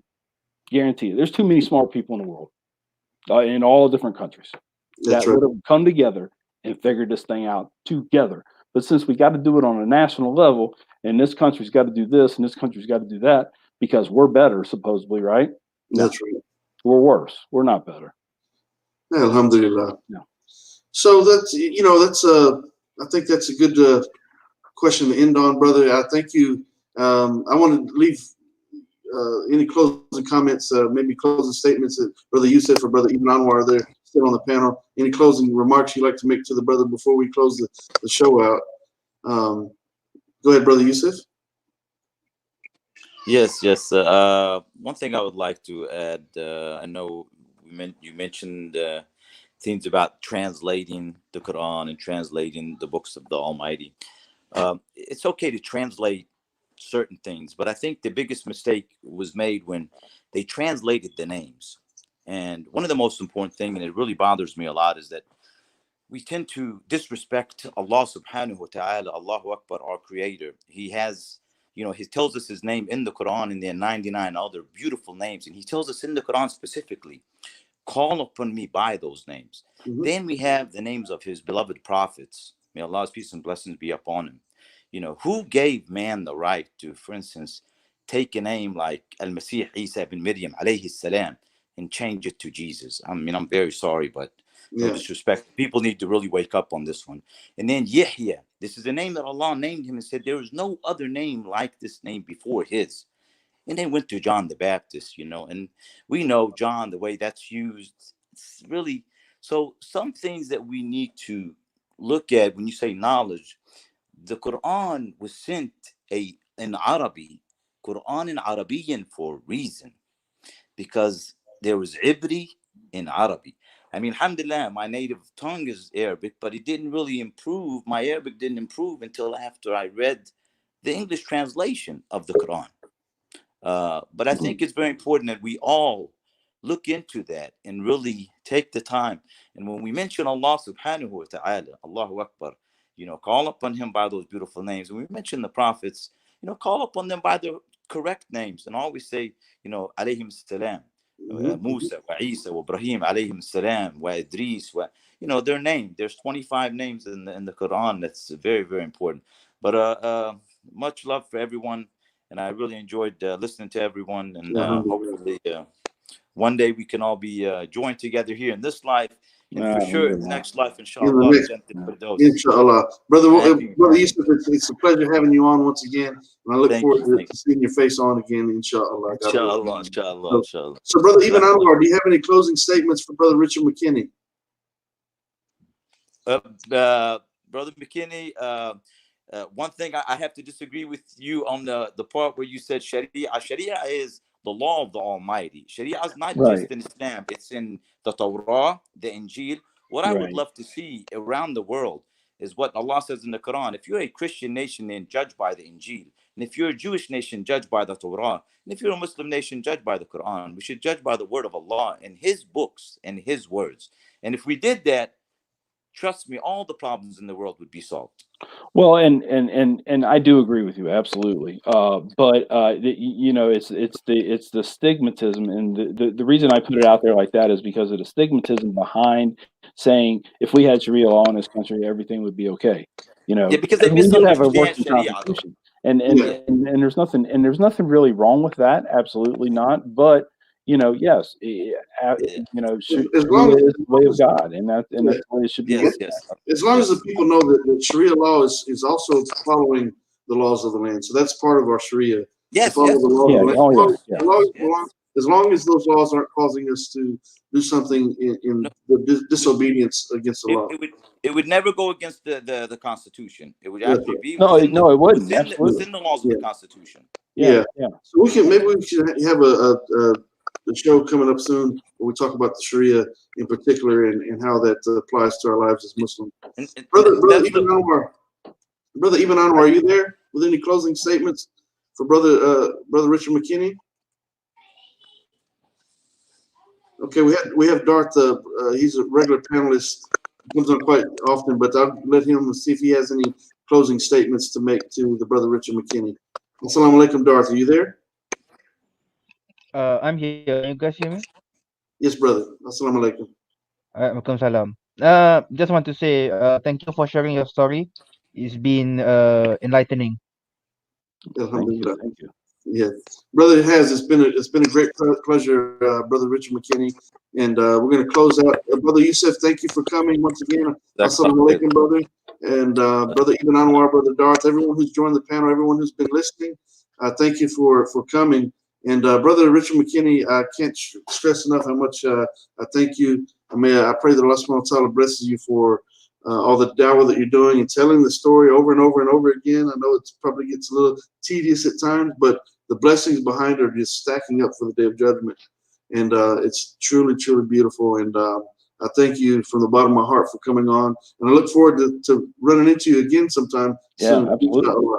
Inshallah. And I told you when I first met you that during last Ramadan, I was actually giving khutbah. I was doing some fundraisers. I was traveling for the last few weeks of Ramadan, and someone came up to me after one of the khutbahs I gave and says, "I seen you on YouTube. You was in the military, right?" So remember I told you someone thought I was you. I guess we're both Caucasian, I guess, but that was funny. But brother, once again, assalamu alaikum to you, and I thank you for coming on and telling this story. And may Allah subhanahu wa ta'ala bless you in this life and on the next. And you too. He have mercy on each and every one of us on the Day of Judgment. Alhamdulillah. Thank you, brother. Thank you from the bottom of my heart. Absolutely. Anytime for you, Kenny. All right. Alhamdulillah. Alhamdulillah. Okay, so we had a beautiful discussion with Brother Richard McKinney. And I pray that Allah subhanahu wa ta'ala accepts our efforts and blesses the brother for his desire to share the truth and the beauty of Islam with other people, with non-Muslims, breaking down misconceptions and misunderstandings, going from hatred, deep-rooted hatred, to the point that he wanted to actually bomb a masjid, to eventually becoming the president of that masjid, And now he does speaking engagements. Obviously, with the coronavirus, those speaking engagements have halted for the time being. But if you'd like to engage the brother and like for him to, invite him to your masjid, look him up on Facebook. Matter of fact, if you need to contact me, he's on my friends list.